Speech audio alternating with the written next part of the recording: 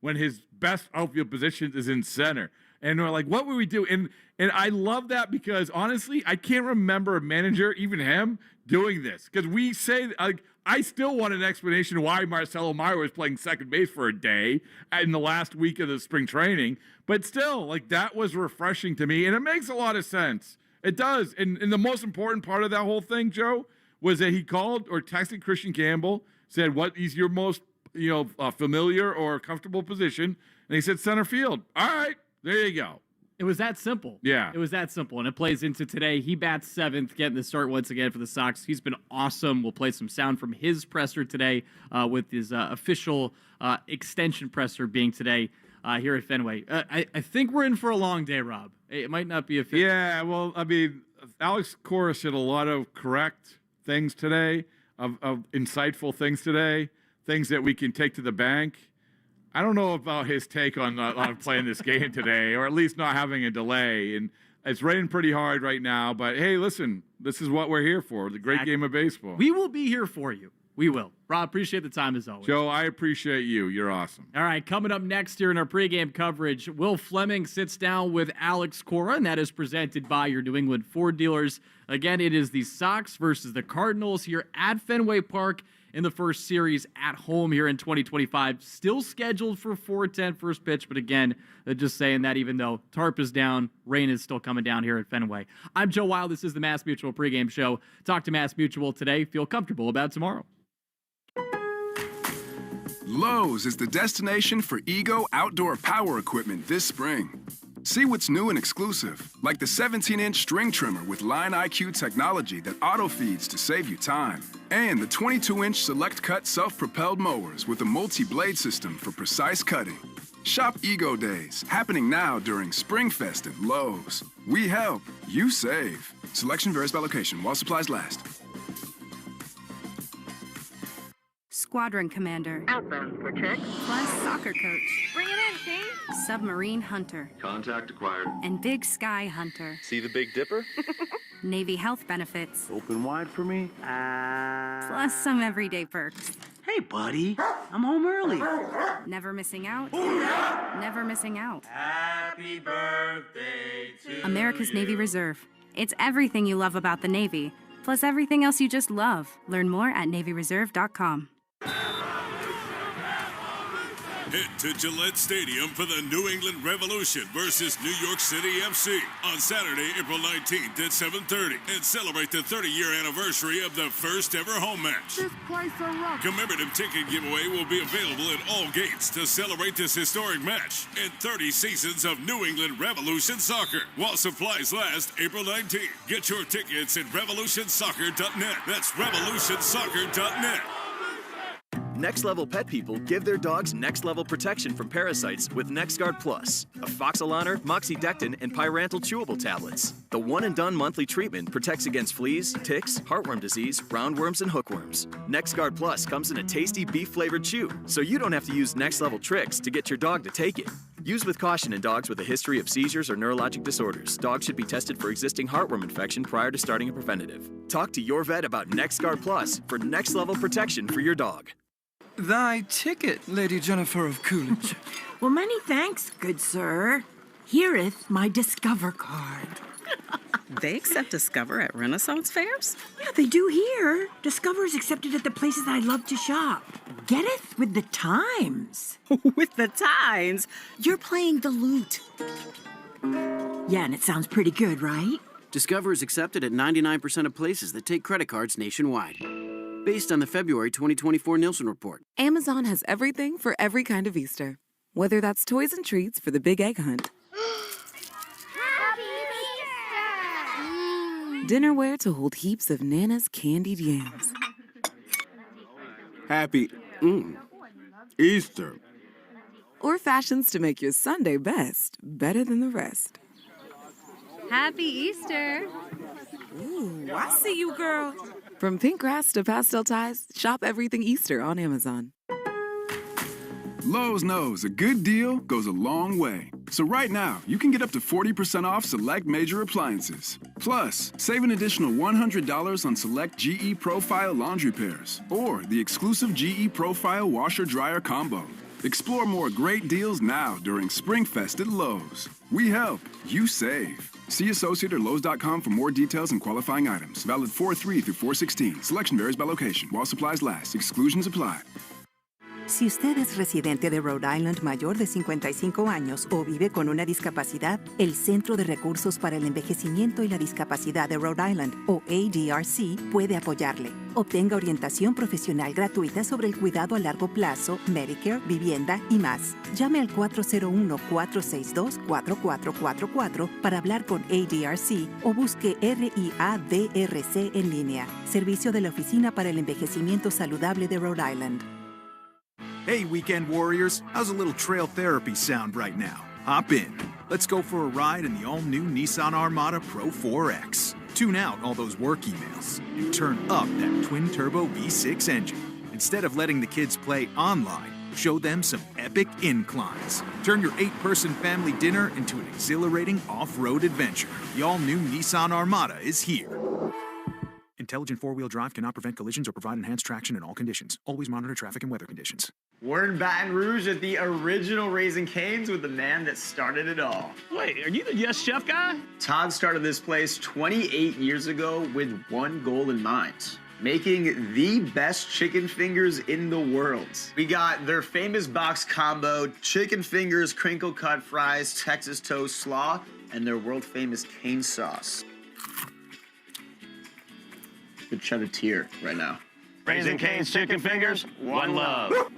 We're right back to the Sox on the Shaws and Star Market WEEI Red Sox Radio Network. Yeah, we have a lot of great players on this team right now, and Marcelo and Roman coming up from AAA sooner than later, most likely. But it's really exciting, something to be excited for. I mean, the team's in great hands. I mean, you got great people all around us at all times, and it's going to be exciting to see what we do this year and the years to come.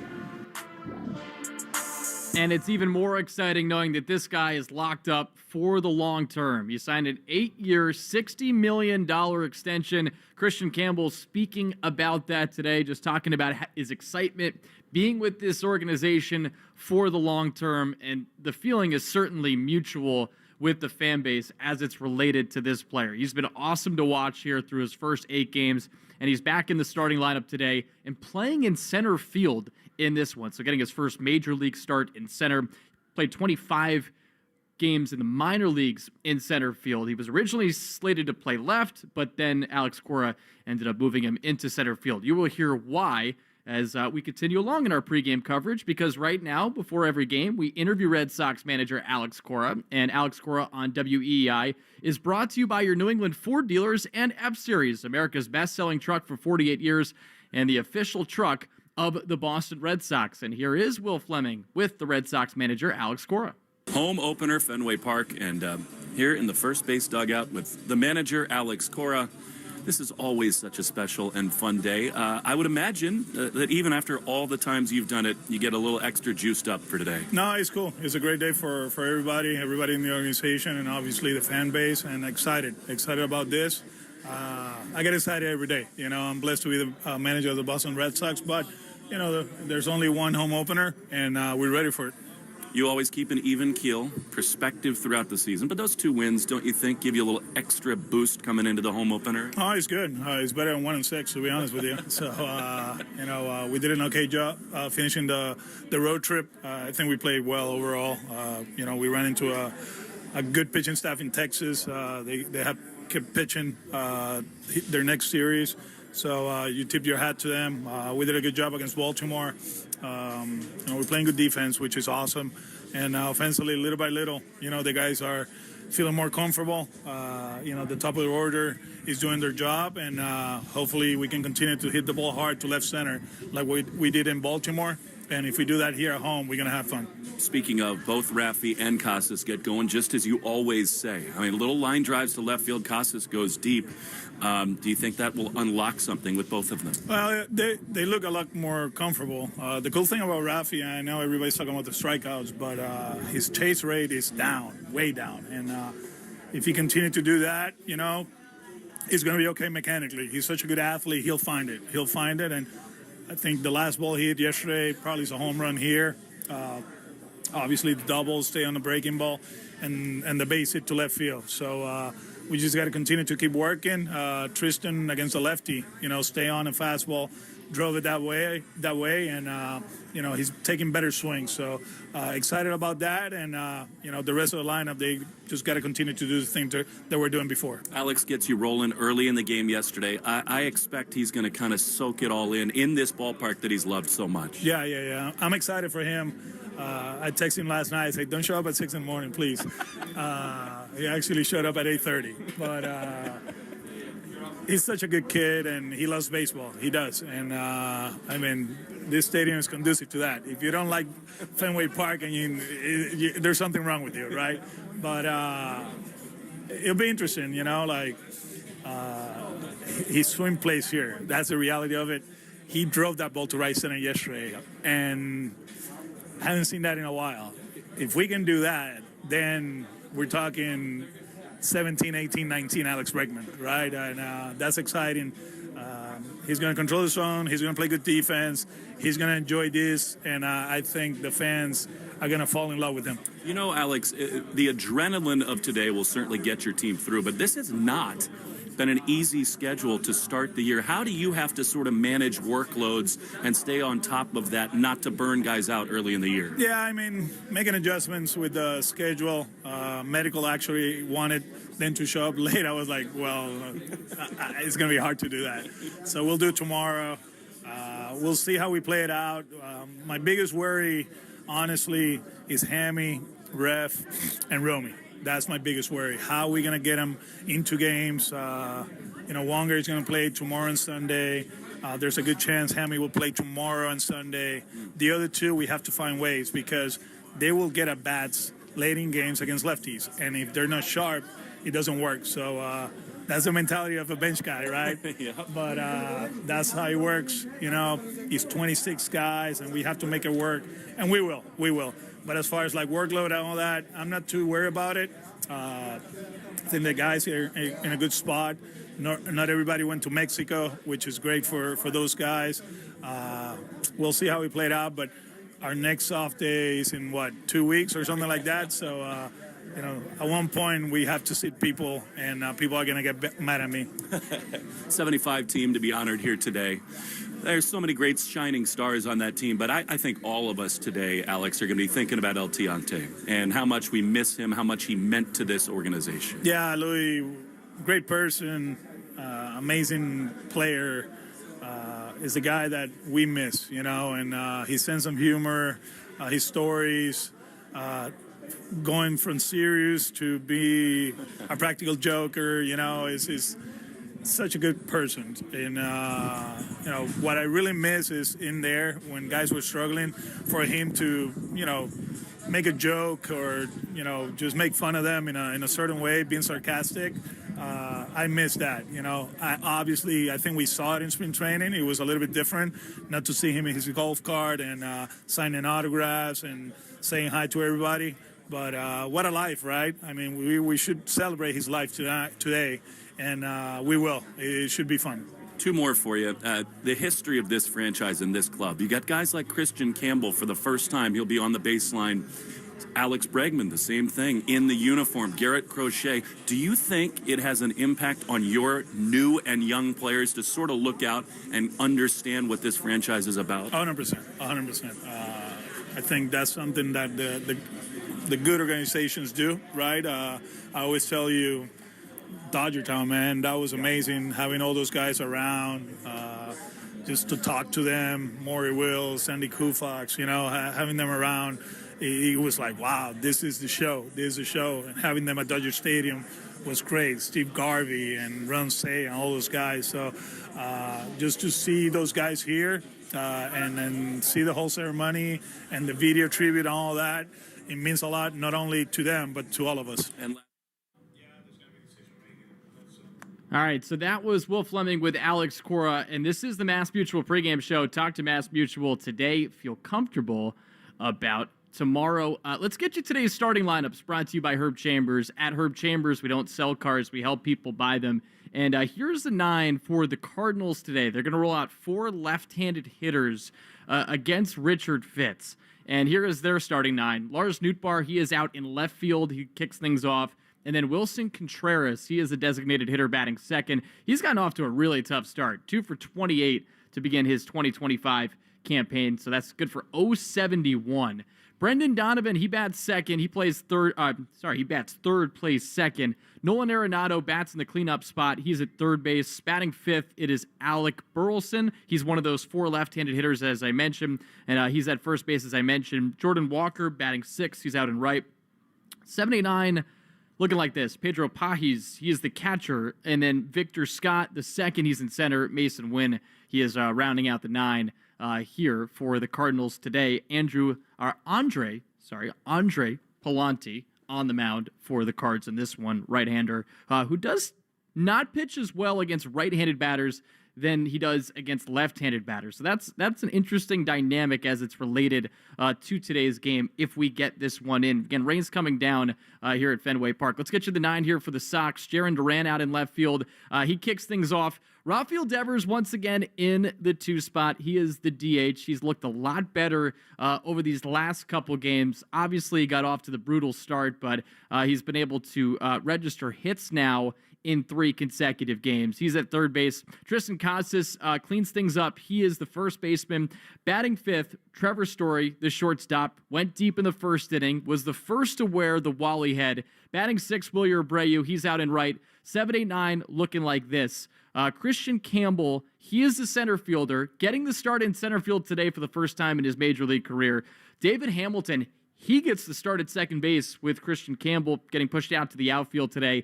And then Connor Wong back in the starting lineup as the catcher in this one after not starting the last 2 games with Carlos Narvaez getting some run at that spot. So, okay, so we have some news on today's game as it's related to the weather.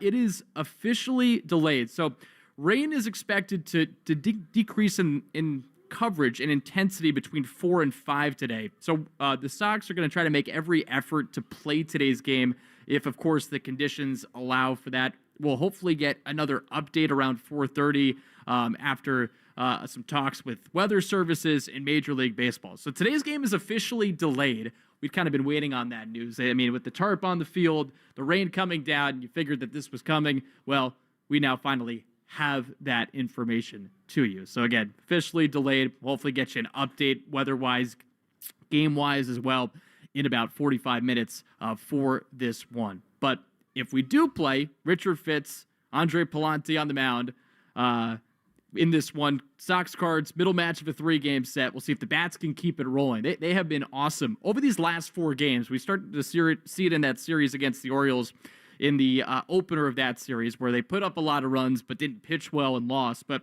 over their last 4 games, they're hitting .315 with a .907 OPS, and they've also hit 6 home runs in that span. That was not the case through the first 4 games of the season in which they hit .194. Remember, at the beginning of the year, it was just Christian Campbell, Wilyer Abreu delivering with the bat. Now the rest of the team is starting to pick it up, and it has been fun to watch the bats get hot. Hopefully the weather allows us to play today so that they can maintain the way that they have been able to hit as of late. You can watch the Red Sox pregame show on Twitch. Just follow WEEI. A little love goes a long way in the 2025 Subaru Forester Hybrid. Learn more at SubaruofNewEngland.com. When we come back, we will still have the lock of the game for you. That's presented by Interlock Roofing. We'll also get you a Subaru of New England scoreboard update. There are a couple games in progress right now within the Bigs, and then we'll also let you know what's on tap around the AL East as well. I'm Joe Wild. This is the Mass Mutual pregame show. Talk to Mass Mutual today. Feel comfortable about tomorrow.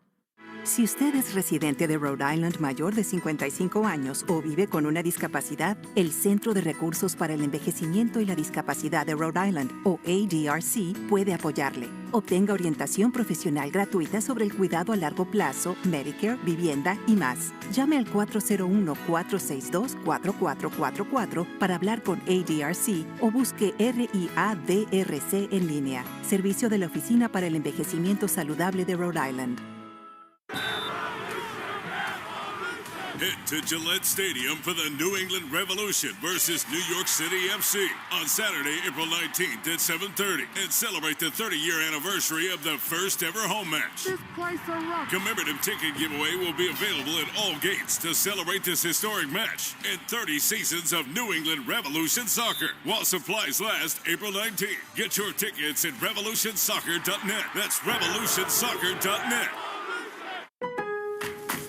Lowe's sabe cómo darle nueva vida a tu jardín. Por eso, durante la fiesta de primavera, te traemos Mulch Week con ahorros imperdibles. Obtén 5 bolsas de mulch de color Premium Stay Green de 2 pies cúbicos por solo $10. Además, los miembros ganan 5 veces más puntos en compras de mulch selectos. Lowe's, nosotros ayudamos, tú ahorras. Válido hasta 4/9. Programa de lealtad sujeto a términos y condiciones. Puntos otorgados en compras elegibles. Detalles en lowes.com/terms. Sujeto a cambios. Excluye Alaska y Hawái. Next level pet people give their dogs next level protection from parasites with NexGard Plus, a Foxalaner, Moxidectin, and Pyrantel chewable tablets. The one and done monthly treatment protects against fleas, ticks, heartworm disease, roundworms, and hookworms. NexGard Plus comes in a tasty beef flavored chew, so you don't have to use next level tricks to get your dog to take it. Use with caution in dogs with a history of seizures or neurologic disorders. Dogs should be tested for existing heartworm infection prior to starting a preventative. Talk to your vet about NexGard Plus for next level protection for your dog. It's Alex Cora. Here's the home of the Sox, WEEI. Trevor, as somebody that got off to such an historic start to your big league career offensively, how impressed have you been with KC and the way he's been able to perform so far? Yeah, it's impressive. He's, showed that he's ready for the stage, and he's not scared to go out there and be himself. I think that's the biggest thing with KC, man. He's a little more of a quiet kid, but when he's on the field, his actions speak loudly. So he keeps doing that, man. He's going to be a really good player for a long time, and it's just cool to see that he got off to a great start. Trevor Story talking about Christian Campbell, and if you remember, Trevor Story hit 6 home runs over his first 4 big league games. So that was one of the reasons I wanted to ask him that question, because he knows better than anybody what it's like to start off your major league career on a hot streak. And that's been the case for Christian Campbell, hitting .423 coming into this one, on base percentage over 500, slugging percentage over 800. And if we do end up getting today's game in, he will be starting in center field for the first time in his major league career. This is the Mass Mutual pregame show. Talk to Mass Mutual today. Feel comfortable about tomorrow. Joe Weil with you inside the Ford Clubhouse Fenway studio as we get you set here for the middle match of a 3-game set. And, we do have an official update for you if you missed it before. The game is officially delayed. And so the rain is expected to decrease in coverage and intensity in this area here in this upcoming hour. So the team's going to make every effort that they can to try to play today's game. And the team telling everybody that in about 40 minutes here, we'll have another update for all of you guys about today, and if we can ultimately get this one in, that's the hope. These 2 teams obviously play tomorrow. It's a night game. It's the Sunday night baseball game. But the hope is still, even with the rain coming down and with the tarp on the field, that we do indeed get this one in. Here is the lock of the game, presented by Interlock Roofing. Never re-roof again, NewEnglandMetalRoofing.com. I'll give you my sarcastic one and the real one. Sarcastic one, my lock of the game is that it'll still be raining by what was originally scheduled to be our official start time. So that's that one. Real one, it's going to be related to Christian Campbell. And if we do end up getting this game in, I am expecting him to have a big day once again for this team. And in part because the guy that he's facing off against, Andrew Palante, has not had he has not had a great career against right-handed batters. And they're actually hitting much better against him in his career than left-handed hitters. So usually you have the right-hander on the mound, you think, okay, you maybe want to bet on a left-handed hitter. I feel good about pretty much everybody in this lineup right now, maybe outside of Connor Wong, who has looked good defensively but not good with the bat. But Jarren Duran, I could see him having a big game. Devers, same thing. Casas, Abreu, you go down the line, and especially Abreu, who's been awesome to start off this season. But Christian Campbell, you could see him during the press conference, felt loose. You mentioned yesterday that he gets nervous before every game, but that hasn't affected his play when the lights have come on or the game has started. And so he's my lock of the game to once again contribute offensively in a big way. Time now for the Subaru of New England scoreboard update. There's a lot to love about the trusted 2025 Subaru Forester. Find yours at SubaruofNewEngland.com. We have a couple games in progress right now. Twins going up against the Astros. That's in Minnesota. Bottom of the 5th inning, and the Twins have a 6-1 lead in this one. They scored all of their runs in the bottom of the 4th inning, and the Twins, they've gotten off to a tough start, 2-5. Astros 3-4 to kick off their campaign. Other games in progress. The Cubs are at home against the Padres. It's in the bottom of the 5th inning, and you probably kept a tab on this. Nick Pivetta, in his first start with the Padres, was awesome against the Braves. He allowed just one hit in 7 shutout innings. That has not been the case today. And by the Chicago Cubs, he's been roughed up for 3 earned runs and 3 innings. He walked 3, struck out 4, gave up a home run. He's now been knocked out of that game. And again, his team now trailing against the Cubs 4-1, bottom of the 5th inning. Padres just lost their first game of the year yesterday. That was the same case with the Dodgers. Both teams had been undefeated before that, but now they have one in the loss column coming into this one. Looking at games coming up today, we'll start in the American League East. Yankees are on the road against the Pittsburgh Pirates, and the Yankees, they've gotten off to a good start. By winning percentage, they're the top team right now in the AL East. Aaron Judge went deep again, 6 home run in 7 games, going deep again last night as the Yankees picked up the win against the Pirates. It's Marcus Stroman going on the hill for New York in that one. If you'd been keeping tabs on the Yankees during the offseason, he was the guy that I think a lot of people thought was going to start off in the bullpen. But, of course, that starting rotation's been hit by a lot of injuries, most notably Garrett Cole, also Luis Gil, and now Marcus Stroman has been thrusted back into the rotation, and he'll be on the bump against the Buccos in this one. Also coming up at 4:10, Baltimore going up against Kansas City. That's out at Kauffman Stadium. Orioles 3-5 now to begin the year. Royals 3-4. Of course, 2 playoff teams from a season ago, but we will see if that ends up being the case once again here in 2025. And then Toronto, they're on the road against the New York Mets tonight. That is at 7:10. Mets off to a nice start at 4-3. They picked up a win to begin this series against the Blue Jays last night, and it's Chris Bassett on the bump for Toronto in this one. Blue Jays are 5-3, but they're coming to Fenway next after they complete this series against the Mets. Other games coming up tonight, the Dodgers, they're on the road against the Phillies. This is a possible NLCS showdown that could be looming. It's so early in the season to say this, but these two teams expected by many to make the playoffs. Dodgers are 8-1, Phillies 6-1, and the Phillies hand the Dodgers their first loss of the season yesterday. This one is coming up. It's going to be starting in about 10 minutes, and it's Roki Sasaki on the hill for the Dodgers, who has not looked great since he kind of shocked the baseball world and signed with the Dodgers. And shocked in the sense that they already had so much talent that they still were able to fit him into the rotation, but he goes up against Aaron Nola in that contest. D-backs are on the road against the Nationals, 4:05 first pitch in the nation's capital. The Rangers are at home against the Tampa Bay Rays, so that actually closes out the AL East slate. That's a 7:05 start at Globe Life Field. And then the Brewers, they're at home against the Cincinnati Reds. Brewers 4-4. Reds, they've lost a lot of close games so far this year, a couple by a 1-0 margin.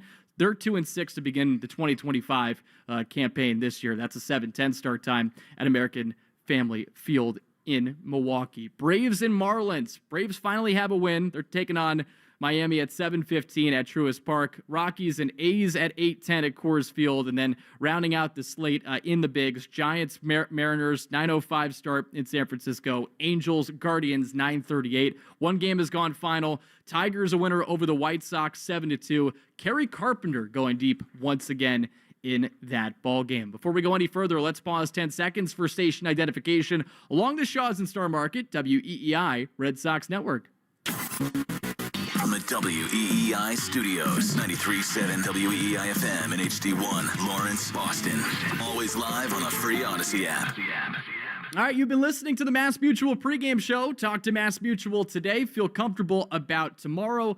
When we come back, You'll hear Will Fleming, Will Middlebrooks. They'll set the scene for today, but we do have a delayed start at the very least here at Fenway between the Sox and the Cardinals. Thanks for listening along the Shaws and Star Market WEEI Red Sox Network.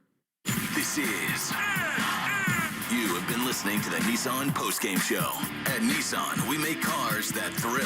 Experience the thrill for yourself today. Shop NissanUSA.com. Head to Gillette Stadium for the New England Revolution versus New York City FC on Saturday, April 19th at 7:30 and celebrate the 30-year anniversary of the first ever home match. This place a rock. Commemorative ticket giveaway will be available at all gates to celebrate this historic match and 30 seasons of New England Revolution Soccer while supplies last April 19th. Get your tickets at revolutionsoccer.net. That's revolutionsoccer.net. If you or a loved one are a Rhode Islander over 55 or living with a disability, the Rhode Island Aging and Disability Resource Center, or ADRC, is your resource hub for aging and disability support. Simplify your search for answers and get free expert guidance on long-term care, including Medicare, housing, and more. Call 401-462-4444 to talk with an ADRC specialist, or search RIADRC online, a service of the Rhode Island Office of Healthy Aging. Save on Cox Internet when you add Cox Mobile and get fiber-powered internet at home and unbeatable 5G reliability on the go. So whether you're playing a game at home, Yes, goal. or attending one live, you can do more without spending more. Learn how to save at cox.com/internet. Cox Internet is connected to the premises via coaxial cable. Cox Mobile runs on the network with unbeatable 5G reliability as measured by Ookla LLC in the U.S. 2H 2023. Results may vary, not an endorsement. Other restrictions apply. Lowe's sabe que los ahorros de fiesta de primavera son aún mejores con los descuentazos solo para miembros de MyLowe's. Lleva 3 plantas de hierbas y vegetales de 19.3 onzas Bunny Plants por $10. Ahorra $50 en la parrilla Char-Broil Performance de 4 quemadores, ahora $149. Lowe's, nosotros ayudamos, tú ahorras. Válido hasta 4/7, excluye Alaska y Hawaii. Selección varía por lugar, sujeto a cambios. Programa sujeto a términos y condiciones. Detalles en lowes.com/terms. Next level pet people give their dogs next level protection from parasites with NexGard Plus, afoxolaner, moxidectin, and pyrantel chewable tablets. The one and done monthly treatment protects against fleas, ticks, heartworm disease, roundworms, and hookworms. NexGard Plus comes in a tasty beef flavored chew, so you don't have to use next level tricks to get your dog to take it. Use with caution in dogs with a history of seizures or neurologic disorders. Dogs should be tested for existing heartworm infection prior to starting a preventative. Talk to your vet about NexGard Plus for next level protection for your dog. Thanks for calling Discover. This is Nia. Hi, Nia. It's Jennifer. Did you know that Discover automatically doubles all the cash back you've earned at the end of your first year? Yeah, I work here. Okay. I was just double checking. Get it? Because Discover automatically doubles all the cash back you've earned at the end of your first year? Oh, you get me, Nia. You could say that I double get you. I guess we've taken it too far. You earn, we match. Discover Cashback Match. See terms at discover.com/creditcard. How do you spot the all-new Nissan Rogue Rock Creek? Here's a hint. It's got all-terrain tires, a tubular roof rack you can't miss, and it's tough inside and out with lava red detailing. You'll also find it in its natural habitat, climbing mountains, attacking rugged trails, and never backing down from any adventure. The first ever Nissan Rogue Rock Creek.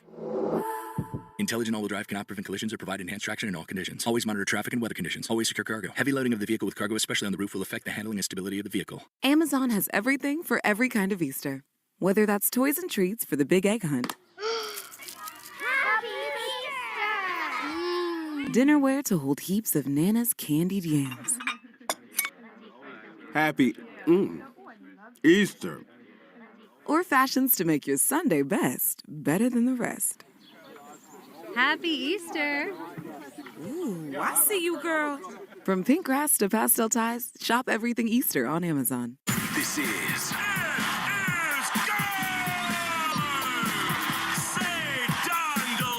Red Sox baseball. Can you believe it? On the Shaws and Star Market WEEI Red Sox Radio Network. And the left field, adios. Sale winds, he fires. Swing and a miss, quickly, it's over. And the Red Sox win on a wall double by Devers. Jump on his back, fellas, the Red Sox win. The Red Red Sox on WEEI are brought to you by Shaw's and Star Market, the official supermarket of the Red Sox radio network. Subaru of New England. There's a lot to love about the trusted 2025 Subaru Forester. Find yours at SubaruofNewEngland.com. Pitched a no-hitter. Mass Mutual, insurance, planning, investments. Nissan. At Nissan, we make cars that thrill. Experience the thrill for yourself today. Shop NissanUSA.com. And that ball is gone into the front row of the monster seats. Drains by James. Eastern Mass's choice for drain cleaning and pipelining. Arbella. Here for good. Devers is homered in 5 straight. Buy cars for kids. That's Cars with a K to donate your car today. Ford Trucks. Official truck of the Boston Red Sox. Strike 3, a no-hitter. 23-year-old Clay Buchholz has no-hit the Baltimore Orioles. Morgan & Morgan, America's largest injury law firm. Sponsored by Town Fair Tire. For the best prices on tires, nobody beats Town Fair Tire. Nobody. Duran will score. Dig Safe. Click digsafe.com or call 811 before you dig. Cape Cod Lumber. Find the lumber for your next project. cclco.com. Way back. Grand slam. Citgo. Club Citgo can save you money every day. When you start with Citgo, you're good to go. 110 Grill. Gluten-free dining done right. C&S Wholesale Grocers. It's gone. Into the bullpen. Brought to you by FindMassMoney.gov. The Department of Veteran Affairs. Hackman Wealth Partners. Boston's premier retirement planning specialist. Herb Chambers. At Herb Chambers, we don't sell cars, we help people buy them. Interlock Metal Roofing. Visit NewEnglandMetalRoofing.com. Never re-roof again. Swing and a miss. He got him.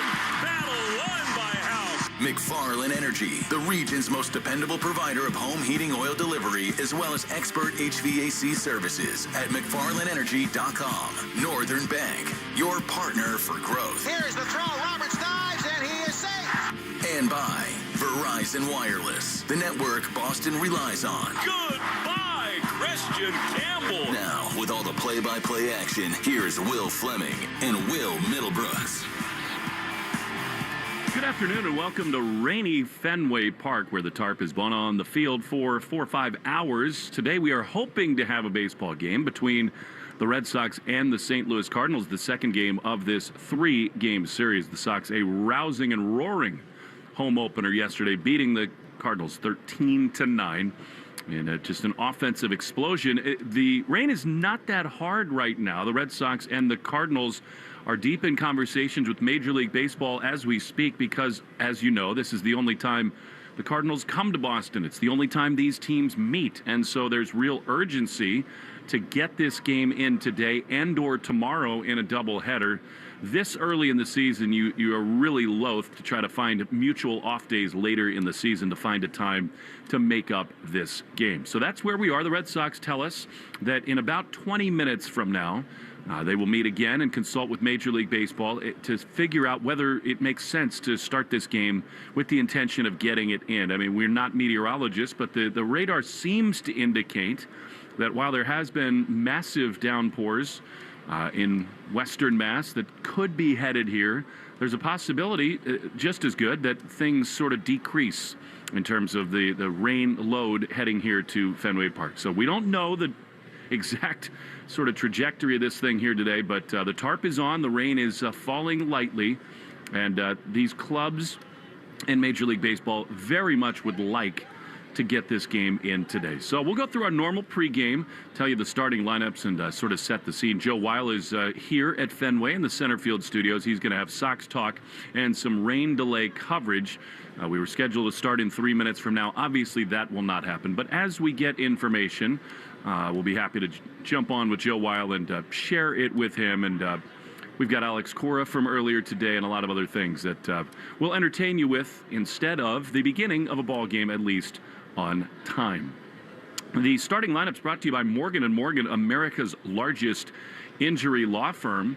Now, Christian Campbell's going to play center field today for the Red Sox. Cedon is going to get the day off after some struggles to open the season. Meantime, St. Louis Cardinals go with a very similar looking lineup to the one that put up 9 runs yesterday. They've scored 4 or more runs in all 7 of their ball games to start the year, and Lars Nootbaar off to a hot start. He will lead it off, and he'll play left field. Wilson Contreras is about their only struggling hitter. He bats second. He's the DH today. Brendan Donovan homered here yesterday. He's at second base, batting third. Nolan Arenado loves Fenway Park. He cleans up. He's at third base. Alec Burleson also homered here. He's the first baseman, batting fifth. Jordan Walker in right field, bats sixth. And then Pedro Pajes, their second catcher, is in the 7 hole ahead of Victor Scott, who's in center field, batting eighth. And then Mason Wynn, very slick fielding, quick shortstop. He bats ninth. For the Red Sox, Jarren Duran will stick in left field, which is the primary reason that Campbell will make his first outfield start in center field tonight for the Red Sox, if and when we get going. Duran leads off in left, and then Rafi Devers, who had a very productive day again at the plate yesterday. He's the DH. He bats second. Rafi walked twice, had 2 hits, including an RBI hit in the 7th inning. Alex Bregman, a 3-hit game, started the scoring with a double in the first inning. He's at third base, batting third. Tristan Casas started to swing a much better bat, doubled yesterday. He's in the cleanup spot for Alex Cora, and he is at first base. Trevor Story, the shortstop, bats fifth. Wilyer Abreu, baseball's leading hitter, is in right field. He bats sixth. Christian Campbell announced to the media today as a newly minted long-term member of the Red Sox. He is in center field, batting seventh. So far this season, David Hamilton's not been able to find the field very much. He is in there today. He's at second base, batting eighth. And Connor Wong, he catches, and he bats ninth. They'll see Andre Palante, who's kind of been a hybrid pitcher for the St. Louis Cardinals, but down the stretch a year ago, really one of their best arms, and he's on the mound today for St. Louis. Richard Fitz, sort of a hard luck loser in his last start, brilliant for 5 innings and then touched up in the 6th. He's on the mound in the rain, if we get it in today, at Fenway. The Speed Report is brought to you by Verizon. Get to your local Verizon store today to check out the latest deals. Well, the Boston Red Sox have been on fire on the base pass. They stole 2 more bags yesterday. They've got 11 for the season, and that is second only to the Blue Jays and the A's to start this season. So Red Sox really off and running. So much more athleticism on this roster. We do not yet have a national anthem, of course, so they'll play it before the game if and when we get an officially scheduled start time. But when we get there, brought to you by BuildSubmarines.com, where you'll find stable, sustaining, skilled trades careers, helping bring the next generation of U.S. Navy submarines to life. We build giants because it takes one to build one. There's some brave souls here at Fenway Park, lots of ponchos. To my eyes, anyway, the rain just picked up a little bit. So this is going to be a very difficult, I think, dialogue between the Red Sox and Cardinals in Major League Baseball. This middle game of the 3-game series at Fenway to open the season is in a rain delay. Joe Weil will have Sox talk and much more when we continue. Sox and Cardinals hoping to get a ball game in today on a rainy Saturday on the Shaws and Star Market, WEEI Red Sox Radio Network.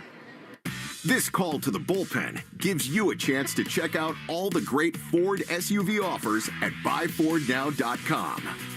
You'll find special deals on the award-winning Ford SUV lineup that you won't see advertised anyplace else.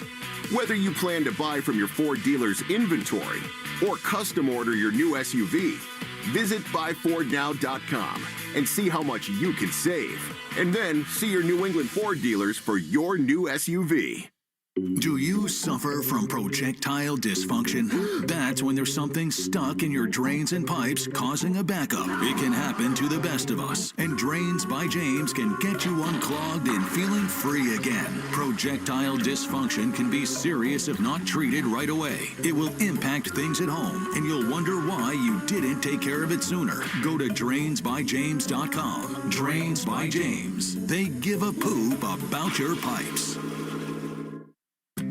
Arbella Insurance has been doing business in the New England community for over 35 years. They're your friends, your neighbors, and fellow Boston fans. They do the wave at the ballpark together and get stuck in the same Storrow Drive traffic. At Arbella, being your neighbor helps them provide you with the coverage you need to drive, live, or run a business in this part of the country we call home. Arbella, here for Boston fans, here for good.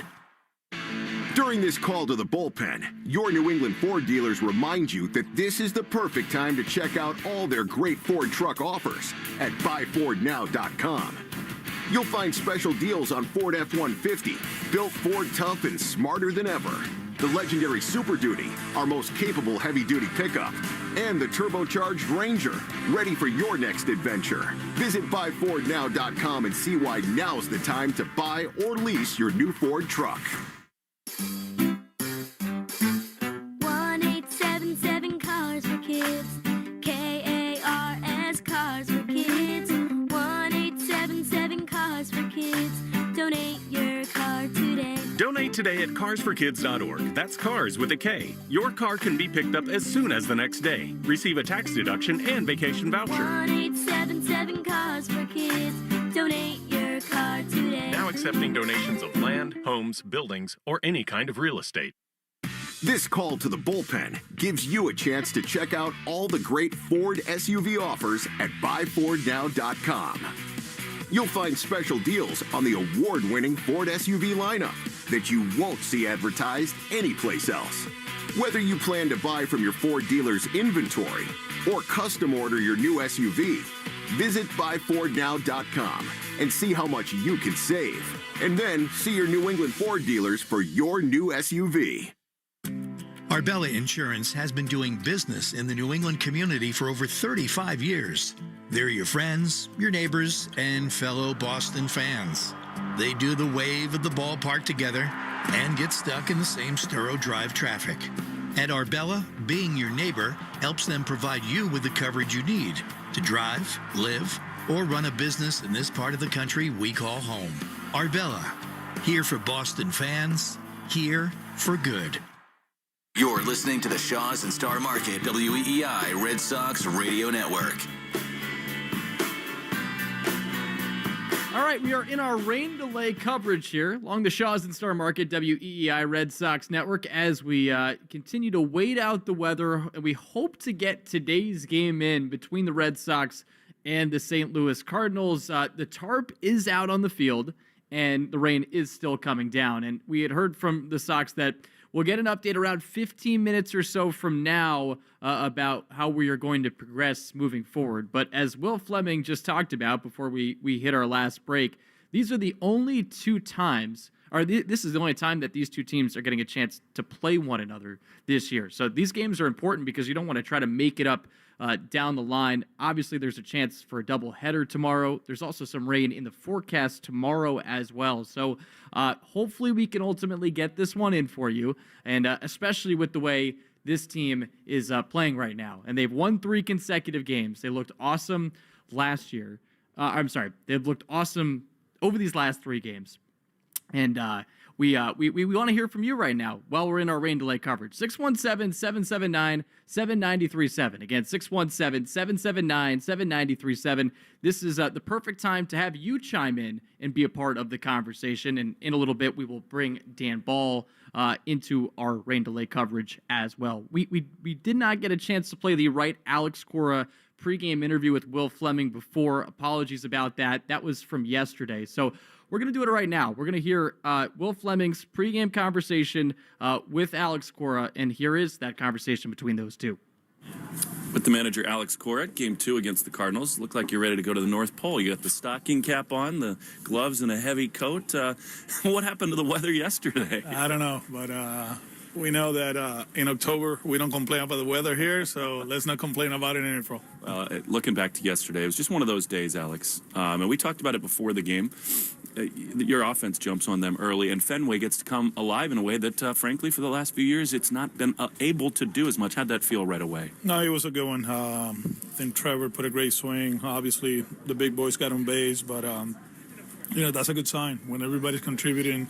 The line is moving. You get to the bullpen early. It sets you up for a productive weekend, against their pitching staff. Today, we have to grind out the first few innings. Hopefully, we can get into the bullpen and have fun again.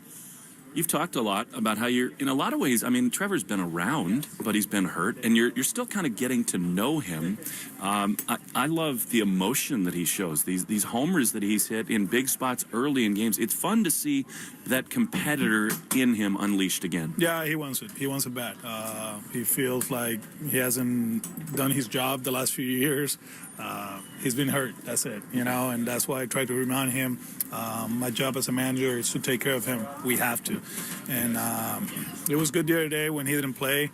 He came to the office the next day, and I was like, hey, man, I'm ready to play. I said, yeah, I know that, but we got other players. We have to play this for the long run, and hopefully we can accomplish that. I remember in the last few years, Alex, whether it's the Blue Jays, other teams, you've described them as fast break offenses, where when they get rolling downhill, things happen. It feels like this group that you have might have a little bit of that in it. Yeah, because we have different ways to beat you. We can be aggressive in the at-bat. We can be patient. I've been very happy with the walks. I mean, Narvaez had a great day yesterday. Campbell keeps doing the same thing. And, if the bottom lineup, they get on base, good things are going to happen, right?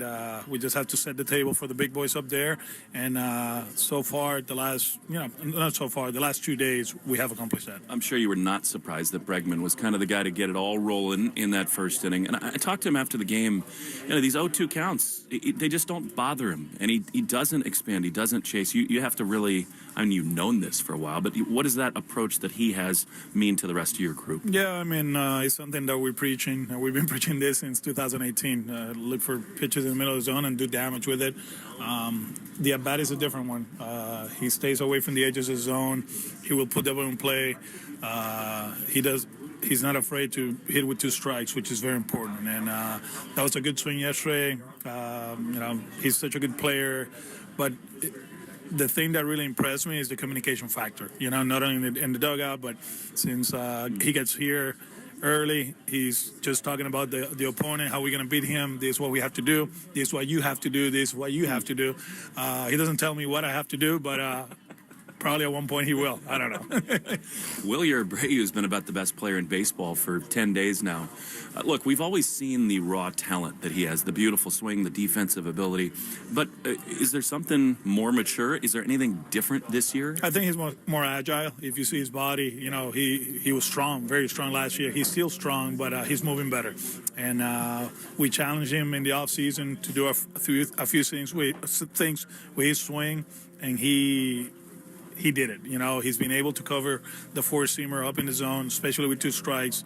It's a different mindset. He's not trying to do too much, and the thing is, he's just keep getting better. And like I said earlier to the media, we're going to keep letting him hit against certain lefties in certain situations. Going the other way is going to be a big part of his game, and so far so good. Christian Campbell, you talked about the walks. He signs the extension officially today. They announced it to the press. What did you see defensively from him? I mean, he talked about how he felt a little edgy coming into his first Fenway game. What stood out to you? Yeah, well, I mean, yesterday since batting practice, it was going fast for him, and he's just a kid, We understand that, so... we talk about the 2 plays yesterday in the 9th inning. One, you had the best defender in right field, let him catch it, and the other one, you don't have to rush for the low play. Just get the one out, and if Trevor turns it, he turns it. You have to play with the score. So it was a good learning lesson for him, and now he's playing center field today. How about that? I mean, what about his athleticism that can play anywhere? Yeah, we were talking about it, me and Ramon and Huddy, and first of all, watching JD play left field yesterday, wow. Yeah, that's impressive. It seems like he feels so comfortable in left field here. That throw to second base, he almost got Newtbar, the ball down the line, he got it. The decision making is on point. So why move into center when we got that guy in left field and he can hold doubles into singles, and he can throw people out of second base too. With Campbell, he played center field last year, more than 20 games. He feels very comfortable. We talked to him about it yesterday, and he was like, yeah, I like center field. So I got back and like, what I'm trying to accomplish here, playing him in left field, let's keep it simple, be an athlete out there, and get Hammy in the lineup too, which is very important. Do you have any big picture concerns with Walker? I mean, that's two that he's admitted he just did not have his A+ stuff. What's going on there? No, it's just 2 games, and it's going to happen, right? Yesterday, we had the lead. They put some good swings on it. They got a good lineup, too, over there. They're lefties. They feel very comfortable here at Fenway. They did it 2 years ago, and yesterday wasn't a good game for them. How about Carlos Narvaez? I mean, the at-bats have been great. The defense has been great. Is he jumping off the page for you a little bit? No, I mean, we knew it. We knew it. He had a great offseason. He played well in Venezuela. He's a good hitter. He can shoot the ball the other way and occasional power. What I love is the at-bats. He takes his walks. He doesn't strike out, which is very important for us. And lastly, the Wally mask for the home run celebration. What do you got? You know what? I'm going to stay away from that one. We appreciate it. Stay warm today. Good luck. Thank you, Will. Yeah, and maybe for good reason, because there's only one of that Wally head that we saw yesterday in the home opener after Trevor Story hit the home run. And that was part of that fun first inning where the Sox take the lead. Trevor Story goes deep. The team's leading 4-0, and then we see that unleashed. And Jaron Duran had a chance to talk about it after the game and saying the origin of it, coming from Sox assistant GM Raquel Ferreira, helping set all this up so that they had a new home run celebration this year. And Rob Bradford and I were talking about it in our pregame coverage. I think this one might be my favorite. I also think it's probably the most divisive. I think it's more, from what I've seen through Red Sox Twitter and talking to people here in town, I think more positive than negative, but in my opinion, this is a fun team. I like that they have a fun gimmick. And yes, it was a perfect time to, put that out there because you're up 4-0. It's the home opener. So the vibes are really good, and the vibes are really good with this team right now. For a 4-4 team, the vibes are good, and the expectations are high here, and I think for good reason. But the Wally head was awesome. I want to hear from people about what they think of the home run celebration, but also I want to hear from everybody listening right now as we continue to wait out getting some more information. And if you're just joining us now, Sox-Cardinals middle match here at Fenway is delayed right now due to the weather. No start time has been announced. We'll hopefully get an update for you in about 5 minutes. But while we wait this out, this is where it's fun to hear from the audience, especially on our network. 617-779-7937, the number to call in. Again, 617-779-7937, the number to call in here for Sox Talk. We want to hear your thoughts on the team. What's been your favorite part about watching this team? How excited are you about the extensions that have just been announced, of this past week with Garrett Crochet and Christian Campbell? And that's the amazing thing about this team so far, right? Is that there's so many different storylines to try to keep track of. You have this dynamic of this rookie that's coming in and dominating, and being versatile as well, playing second base, left field. Now, as you heard Alex Cora talk about in his athleticism and just the dynamic in the outfield with Jaron Duran playing so well defensively in left field. Now that they want to put Christian Campbell in center field when they want to open up that second base spot for David Hamilton to get some reps, because he's still part of this team and a guy that when he can get on base, get hits, and actually hit for power, it obviously impacts this team and its winning capability. But that's one dynamic. The Christian Campbell storyline to me has been so much fun to watch. This Wilyer Abreu breakout also has been a fun dynamic, fun storyline to follow here through the first 8 games. That we may have a player that's upside is way higher than we were really taking into consideration. And Alex Cora talked about it in his pregame presser. He talked about it here with Will Fleming. Just the dynamic of this year, that they will keep him in there against left-handed pitchers. There might be certain lefties that they go to Rob Refsnyder for a pinch hit spot, but as Alex Cora has talked about today, there was more necessity last year. I mean, Wilyer Abreu was a rookie, and the stats kind of bore it out that he wasn't very good against left-handed pitchers. But on top of that, now you have a guy that's more mature and is already off to this type of start. He's right now becoming a must-start player for this team. And I am so glad that he never got traded. And obviously that's easy to say now because he's been the best offensive player in baseball here to start the season. But to me, I always thought the talk in the offseason about trading somebody like him away was frustrating because you're taking away a strength from this team to try to find another solution somewhere else. And yes, you have Roman Anthony right now in AAA, top prospect in baseball, and has already showcased that power in Worcester to begin the year. And it was interesting to hear those two guys. This is a little bit of an aside. It was interesting to hear Roman Anthony and Marcelo Meyer, when I was down in Worcester, just talk about, just how badly they want to be here and who could blame them. But the Willier storyline to me has been awesome. The Christian Campbell storyline. The fact that this team has a stopper in Garrett Crochet, a top-of-the-line ace that, as Bradfo was talking about before, when they needed a win, he went out there and shoved and gave you 8 shutout innings. This team hasn't had that over the last several seasons. I mean, Nathan Eovaldi embodied that, I think, a lot of times, but like peak level stuff, peak level type pitcher they haven't had since Chris Sale was at the top of his game in 2018. That's been awesome.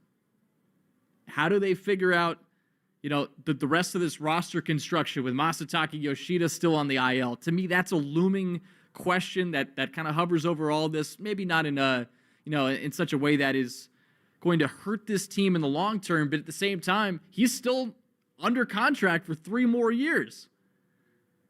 And they don't feel comfortable playing him in the outfield. That's one part of the conversation as well. I want to hear from you. 617-779-7937.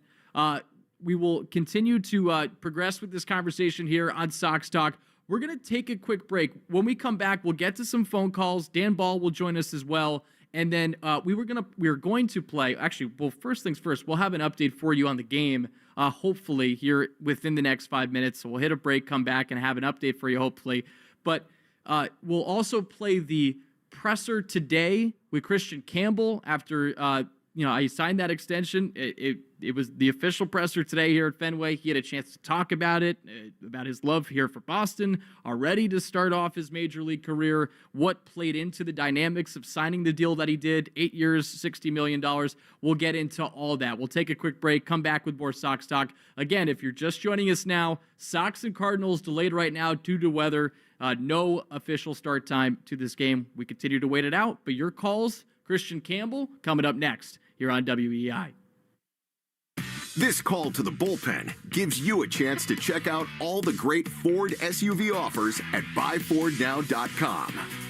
You'll find special deals on the award-winning Ford SUV lineup that you won't see advertised anyplace else. Whether you plan to buy from your Ford dealer's inventory or custom order your new SUV, visit buyfordnow.com and see how much you can save. And then see your New England Ford dealers for your new SUV. Arbella Insurance has been doing business in the New England community for over 35 years. They're your friends, your neighbors, and fellow Boston fans. They do the wave at the ballpark together and get stuck in the same Sturo Drive traffic. At Arbella, being your neighbor helps them provide you with the coverage you need to drive, live, or run a business in this part of the country we call home. Arbella, here for Boston fans, here for good. 1877 Cars for Kids. KARS Cars for Kids. 1877 Cars for Kids. Donate your car today. Donate today at carsforkids.org. That's cars with a K. Your car can be picked up as soon as the next day. Receive a tax deduction and vacation voucher. 1877 Cars for Kids. Donate your car today. Now accepting donations of land, homes, buildings, or any kind of real estate. Do you suffer from projectile dysfunction? That's when there's something stuck in your drains and pipes causing a backup. It can happen to the best of us, and Drains by James can get you unclogged and feeling free again. Projectile dysfunction can be serious if not treated right away. It will impact things at home, and you'll wonder why you didn't take care of it sooner. Go to drainsbyjames.com. Drains by James. They give a poop about your pipes. During this call to the bullpen, your New England Ford dealers remind you that this is the perfect time to check out all their great Ford truck offers at buyfordnow.com. You'll find special deals on Ford F-150, built Ford tough and smarter than ever. The legendary Super Duty, our most capable heavy-duty pickup, and the turbocharged Ranger, ready for your next adventure. Visit buyfordnow.com and see why now's the time to buy or lease your new Ford truck. I'm Bob Burke, founder and chairman of Burke America Parts Group, a family of brands that includes RepairClinic.com, an appliance and HVAC parts solution company that's grown into an international brand. Before AmericanEagle.com, we partially launched a new technology platform developed by another firm. American Eagle helped take our technology to a whole new level with digital marketing, software development, and business insights into our key markets, appliances, HVAC, and outdoor power equipment, and did so both on time and on budget. AmericanEagle.com has the resources, experience, and talent needed to produce solutions. Our new technology platform, developed by AmericanEagle.com, has produced tremendous results with higher traffic, conversion, engagement, and online revenue. If you have any home repairs you need to take care of, check us out at RepairClinic.com.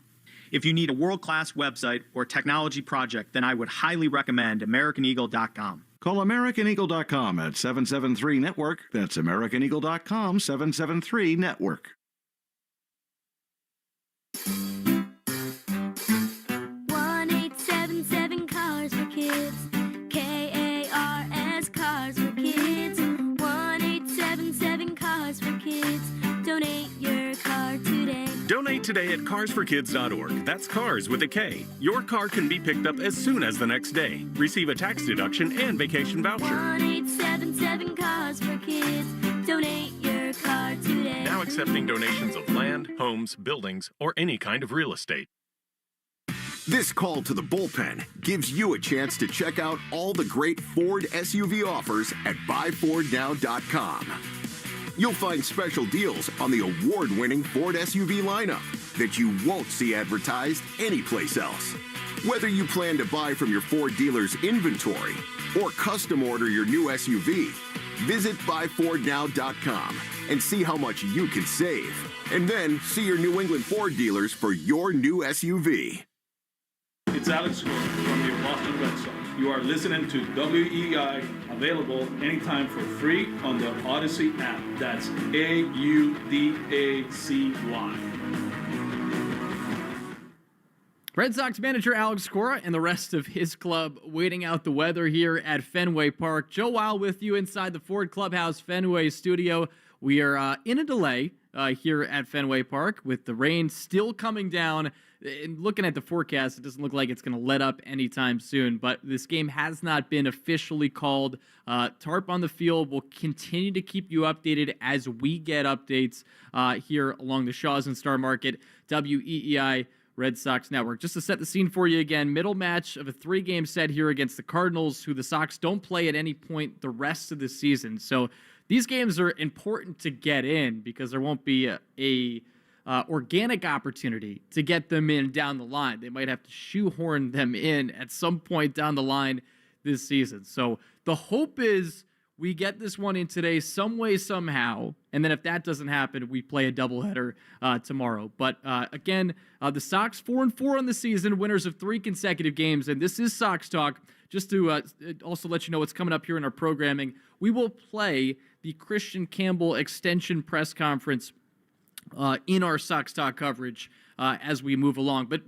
on top of that, we want to hear from you. 617-779-7937. The calls have started to roll in already. Again, 617-779-7937. And as much as we would prefer to just be watching a game and listening to a game right now, it is also fun to get a chance to talk to you guys while we're on the network here and get your thoughts on this team. And specifically this team. I mean, the 4-4 record doesn't do the justice of the excitement I think is around the city right now and just the greater New England region.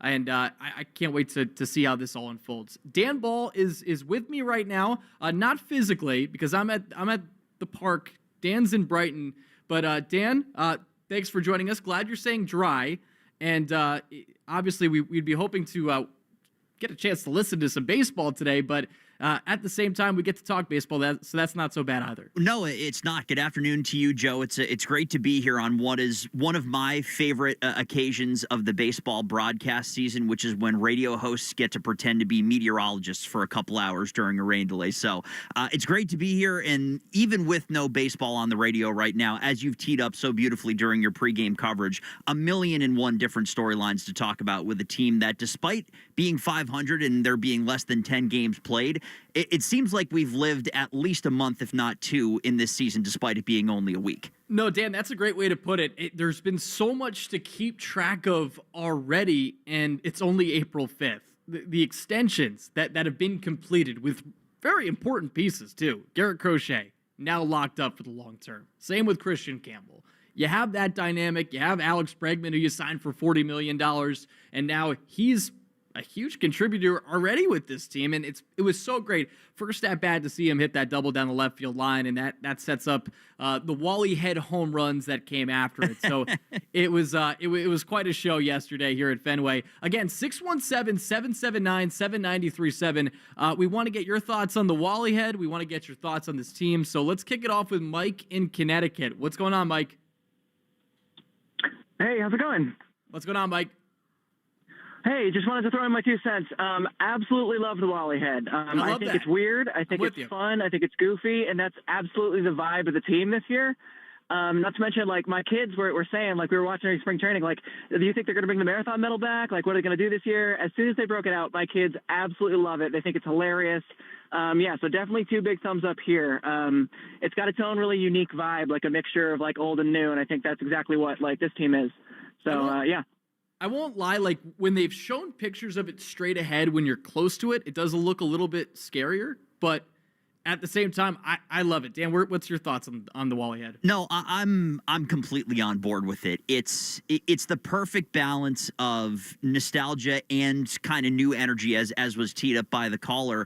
It does have a little element of creepy. I think if you catch it at the wrong angle, it may make you take a step back, but I think it's a lot of fun, and it represents what it seems like this year's energy is going to be. And Joe, you know as well as I do that the message that was coming from day one of spring training, really after the Alex Bregman signing from Alex Cora, was you can feel how different the vibes are with this group in the clubhouse. You can feel how different it is when they're on the backfields, and save for the Rafael Devers controversy that came out of spring training, it really has been good vibes to this point. So I think the mask is a great representation of a young and fun team that's been a lot of fun to watch so far. Yeah, where does it rank among the ones of recent years? You have the laundry cart, the Massa dumbbells, and then the Boston Marathon medal. Which one's your favorite of the 4 there? So I heard you and Bradfo talking about this at the beginning of the post game, and I'm right in the same boat with the two of you, where the mask and the laundry cart are 1 and 2.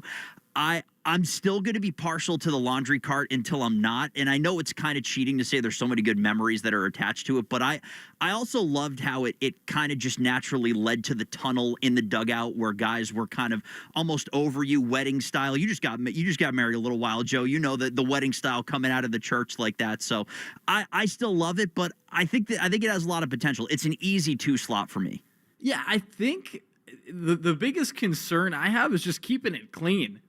Yeah, that's a big one. And Jared Duran said after the game where he talked about the origins of the Wally head, I mean, he did allude to the fact that if they're on a winning streak, that it might not get clean because you don't want to mess with a good thing. So that's the part of it that does, I guess, worry me long term about it. But at the same time, I think it slots number 1 for me. But I'm with you that the laundry cart, that's number 2. And I'm back and forth on the dumbbells in the marathon medal. I'll come up with an answer by the time we're done with Sox talk. But let's keep rolling with phone calls. Again, 617-779-7937 as we wait out the rain delay here at Fenway Park. Sox Cardinals, this game was originally slated for a 4:10 start time. We're waiting on an update, though, from the team. But let's go to Brian in Salem. What's going on, Brian? Hey, Joe and Dan, great show. Sorry you have to have it right now, but you said something, Joe, earlier last segment about being excited for a 4-4 team. I was excited about a 1-4 team. Right now, I'm over the moon. I think they've improved in so many areas. It's almost ridiculous. Hats off to to, I'm sorry, I have a brain cramp. Craig Breslow? Craig Breslow. For pulling this team together. We got bats that are going to torture that wall. We got kids in waiting in Worcester. I mean, it's almost an abundance of riches right now, and I'm very excited about moving forward. Just need starting pitching to come together. I am curious. Well, as far as the Wally head, yeah, that thing needs to be neurovirus cleaned and certified. I think after every game, we don't need something going around because of Wally's head. Question for you: they bumped up. Maybe it was because it was opening day. Was it the Baltimore game one? Their home opener. Yes, they did. They did. It was. MLB, yeah, I'm sorry. Go ahead. I'm Everybody sorry. watching Yeah, I'm sorry. I was real quick, and then I'll hang up. Everybody watching the weather today knew that the rain was coming in the latter half of the day. Why didn't they bump this up to a 1 o'clock game? No, and I appreciate the call, the Sox were in a no-win situation with the weather. It started coming down, and I know this because I got to the ballpark by then. It started to come down at noon. You're not going to play a morning game. They were in a no-win situation with the weather, and I think the hope was today is that the rain wasn't going to be hard enough that they could find a way to get this game in. But I think everybody looked at the forecast and knew that it was pretty bleak as it was related to the weather today.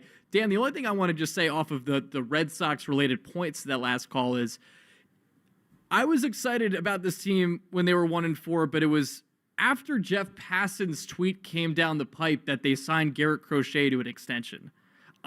Before that, the couple of hours before that, when they lost that opener at Baltimore, listen, it's 5 games into the season, so it wasn't like I was panicking about this team, but it wasn't great to start the year. And then after they signed the Crochet extension, when it was reported by Jeff Passan, to me, that's when the vibe shifted a little bit, and then he goes out and dominates, and you start feeling really good about this team. And off of that point, I think it shifted for me as well from I'm just excited for this season of Red Sox baseball because there are a ton of different reasons to be excited about 2025.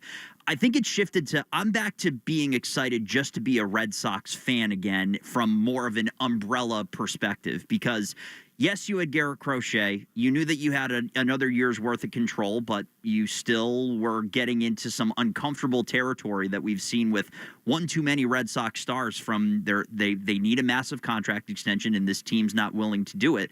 They proved that they were willing to do it in the short term with Alex Bregman and defer the money in order to get it done, but within that 48 hours, Joe, from seeing the Crochet extension and the commitment to your ace for the next 6 years, and then seeing the piece of work done by Craig Breslow and company on Christian Campbell's deal, and knowing that now you have basically up the middle your ace, your second baseman, your shortstop, your current day center fielder, and maybe long-term super utility player locked up with more promise on the way and more promise of bigger contracts coming, it reinstilled, this team's back. And I heard you quote the Wire earlier in the show, and I loved it because it reasserted to me, this team is back to the spending ways that we became accustomed to when championships were being won. No, without a doubt. And they have a guy, Crochet, I think, has that like top-level starter stuff for the first time since 2018 when Chris Sale was still at the peak of his powers. You know, after that, I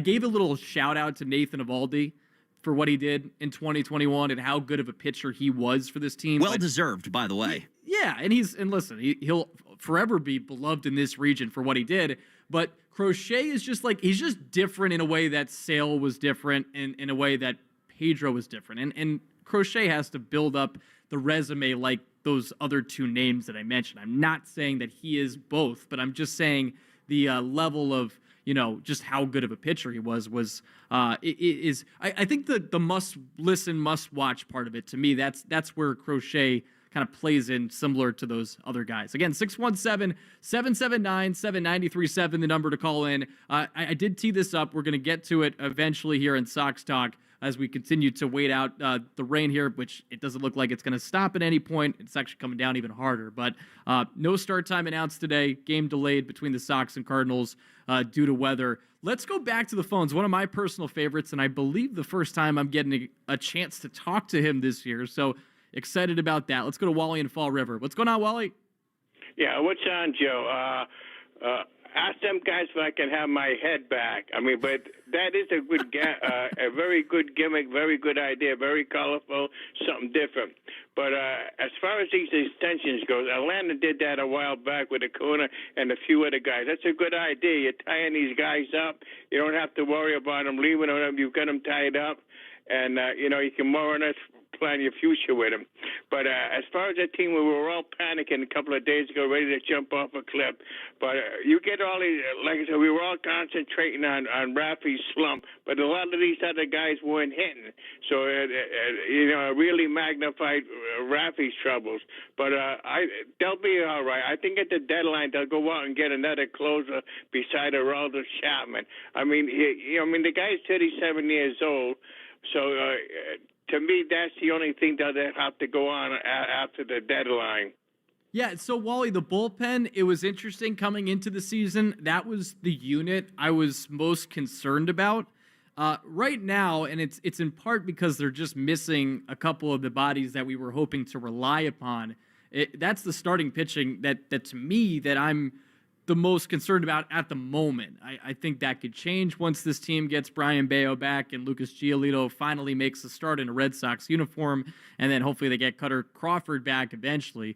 The bullpen situation, Dan, this is one of the more intriguing parts of the team in the sense that we thought that there were a lot of question marks there, and I'm not necessarily saying that they're answered, but I do think that this unit, by and large, has looked pretty good to begin the season. What do you think? Yeah, I think from the aggregate that we have from, again, 8, 9, 10 days worth of baseball, from expectation going into the season to reality of where we are now, the bullpen has been by far the biggest win for me. Your offense, the way it started and how many questions you had to where it was yesterday when you just exploded as an offense in front of your home fans. I think that's kind of balanced out to about what we were hoping for, and the rotation has been a little disappointing. Crochet notwithstanding, I think there are questions around Tanner Houck, and Walker Buehler's regular season from 2024 is being reflected a little bit in 2025,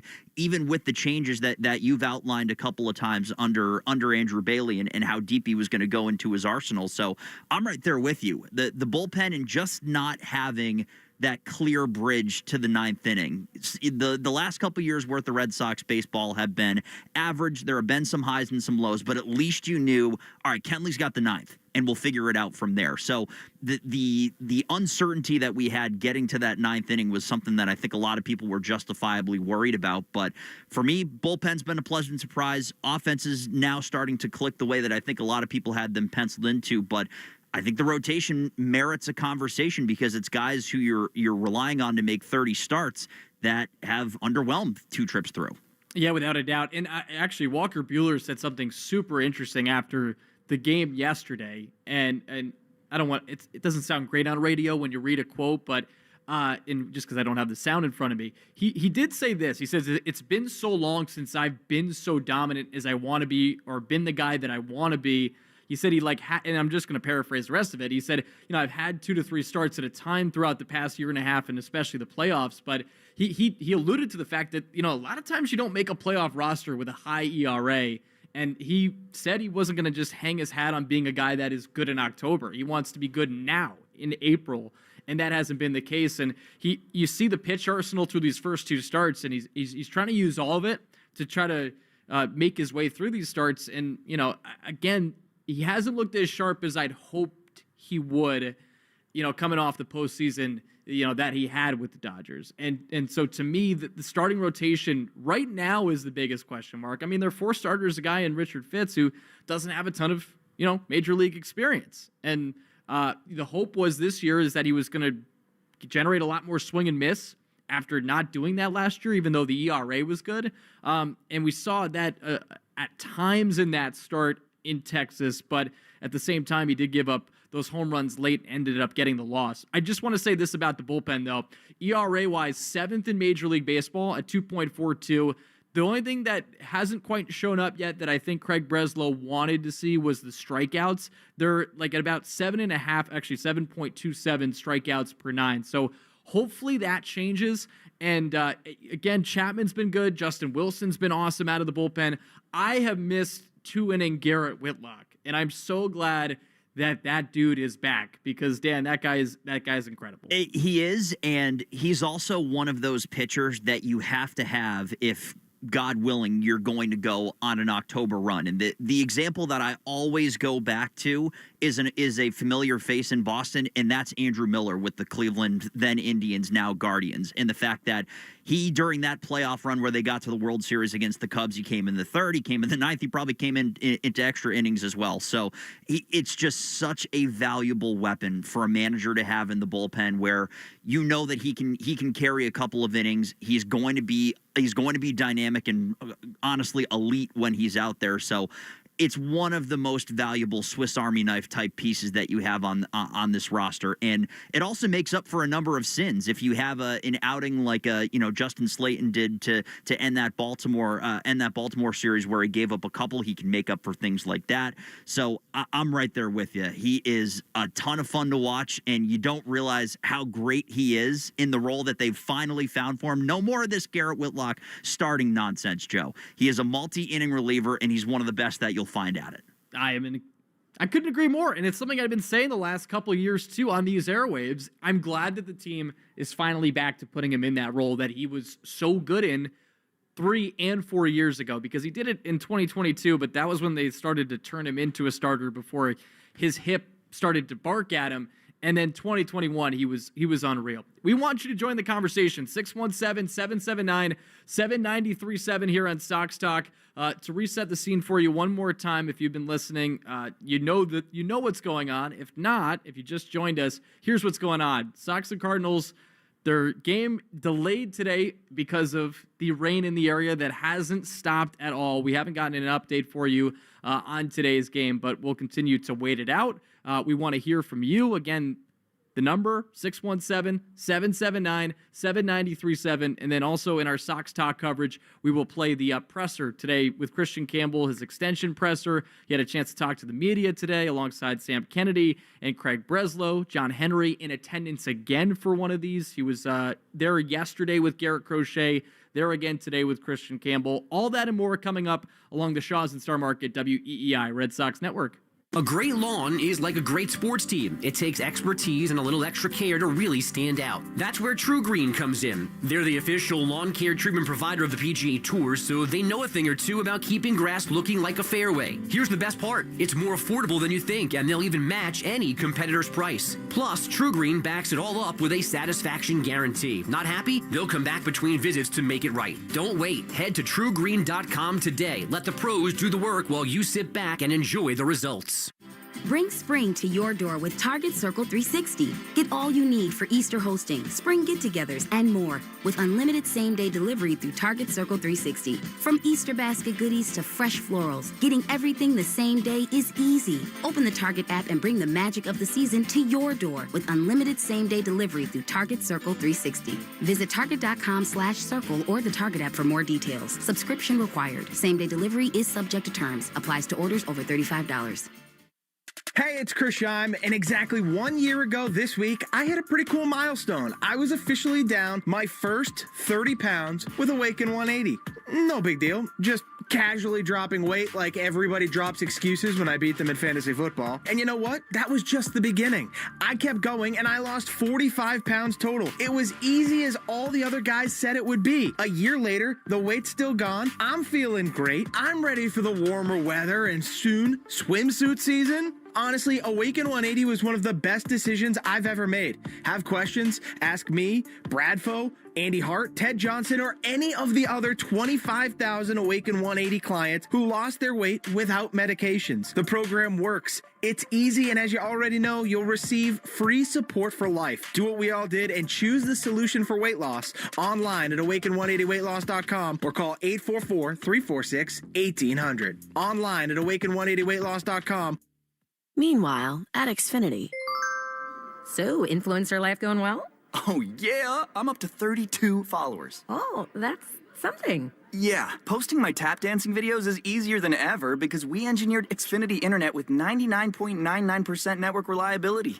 Plus, Xfinity Mobile with Wi-Fi Power Boost gives you ultra-fast Wi-Fi at home and on the go. But wait, tap dancing? You don't tap dance.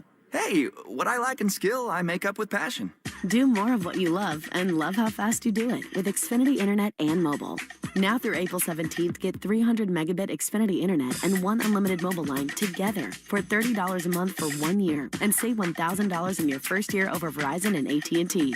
Learn more at Xfinity.com. Requires paperless billing and autopay with stored bank account. Restrictions apply. Equipment, taxes, and fees extra. After promo, regular rates apply. Savings compared to Verizon 5G Internet plus one unlimited welcome line and AT&T Internet 300 plus one unlimited starter SL line. Xfinity Internet required. Actual speeds vary. Reduced speeds after 30 gigabits of usage per line. Data thresholds and actual savings vary. It's your weekly O'Reilly Auto Parts checkup. Have leftover or used oil or a dead battery laying around? Visit your local O'Reilly store and take advantage of free fluids and battery recycling. O'Reilly Auto Parts. This is a message from sponsor Intuit TurboTax. Now, Taxes is having a TurboTax expert do your taxes and get you every dollar you deserve. Get an expert now on TurboTax.com. Only available with TurboTax Live Full Service. Hi, this is Cardinals delayed right now due to the continuous rain here in the Boston area. This game originally scheduled for a 4:10 start. Still no start time announced for this one, but we will continue to keep you entertained here on Sox Talk. Joe Wild with you, Dan Ball back in Brighton. I'm here at the Ford Clubhouse Fenway studio looking out at the puddles that are coming down on the Boston streets, and the tarp still on at Fenway Park. But it's been great talking to all of you. We will play the Christian Campbell presser today. He had a chance to talk about his extension, but we want to roll through the calls right now that are continuing to come in. 617-779-7937, the number to call in here for Sox Talk. Let's go back to the phones. Let's go to Mike in Boston. What's going on, Mike? Hey, what's going on, fellas? Listen, I'm telling you, the excitement is real on the streets, man. You guys aren't lying, and I'm a perfect example. I've been a Sox fan my whole life. I saw following them when they fell off. You know, they're all shitty. I couldn't tell you any of the players, but now I know all the names. I'm following the games. I'm watching. I'm calling you guys every day. I'm like a huge fan now. It's like, oh shit, hold on, sorry. All right, well, appreciate the call. Please keep it clean for those who are calling in. 617-779-7937, the number here for Sox Talk. So he's on. It's the word on the street, Dan. Sox are hot. Sox are fun. Is Dan Ball still with us now? All right, let's we'll continue to set the scene for you today. Sox 4-4. To begin the season, they picked up obviously the win in the home opener yesterday against the Cards, 13-9. So many different contributors. One of which Wilyer Abreu. Obviously, the one thing that I did want to note is I just saw this come down the chute as we hit break here. So if we do indeed play today, Wilyer Abreu is now no longer in the starting lineup.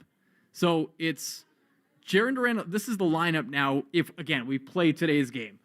Jarren Duran in left field, Rafael Devers the DH, Alex Bregman at third, Tristan Casas playing first. So this is all the same. Trevor Story is the shortstop. The difference now is Rob Refsnyder is going to be playing in right field instead of Wilyer Abreu. I'm not sure the reason for that. I'm just looking at Chris Cotillo's tweet. But now he has been taken out of the starting lineup for a game that isn't looking great right now in terms of the weather. It might clear as the night moves on. So that's the part of it that we might be waiting out right now. Is will it, can we get this field looking the way it should at some point today on this Saturday? And looking at the forecast right now, it says that rain will continue through 9 p.m., at least according to the radar, according to weather.com. I am not a meteorologist, just telling you what I'm looking at right now. But hopefully that does end up clearing for us. And we could somehow, some way fit this game in. And maybe that's just what they're waiting out right now to see is there a window at some point tonight, even if it's down the line here, that we can ultimately get this one in. Because, again, these two teams, Cards, Sox, they're not playing each other again at any point this year. So it would really be a wrinkle in the schedule to try to find a way to get this one in. You're going to have to shoehorn it in some way, somehow. And hopefully we can ultimately do that. Again, 617-779-7937, the number to call in here for Sox Talk as we continue to wait out the rain. Joe Wild with you. Dan Ball, are you there? Yes, sir. Sorry about that. Oh, you're all good. Got caught between the raindrops. No. Well, I'm glad you're back. I'm glad you're back and doing okay. And because we're on the Shaws at Star Market WEEI Red Sox Network, let's pause 10 seconds for station identification along the Shaws at Star Market WEEI Red Sox Network.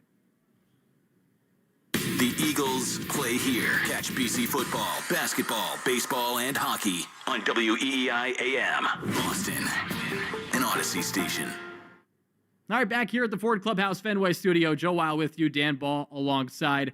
Again, as we wait out the rain delay here, we just did get an update from the Sox, so they're still making every effort to play. Rain showers obviously continue in the Fenway area. The Sox staff, they're set to have another meeting in about 45 minutes to see if today's game should be a go or a no-go. So we'll have another update for you right around that time. In the meantime, let's go back to the phones. Let's go to John in Connecticut. He's concerned. We talked about this. The rotation, the back end part of it, right now, obviously decimated with some injuries, although Brian Bayo and Lucas Giolito set to join this rotation hopefully soon as they rehab in AAA Worcester. But John's got some concerns about the rotation. What's going on, John? Hey, guys, real quick. I look at the roster, the starting lineup, the bullpen, and the defense is playoff caliber. The starting pitching scares the hell out of me. Who do you guys see eventually as being the number 2 and 3 guys?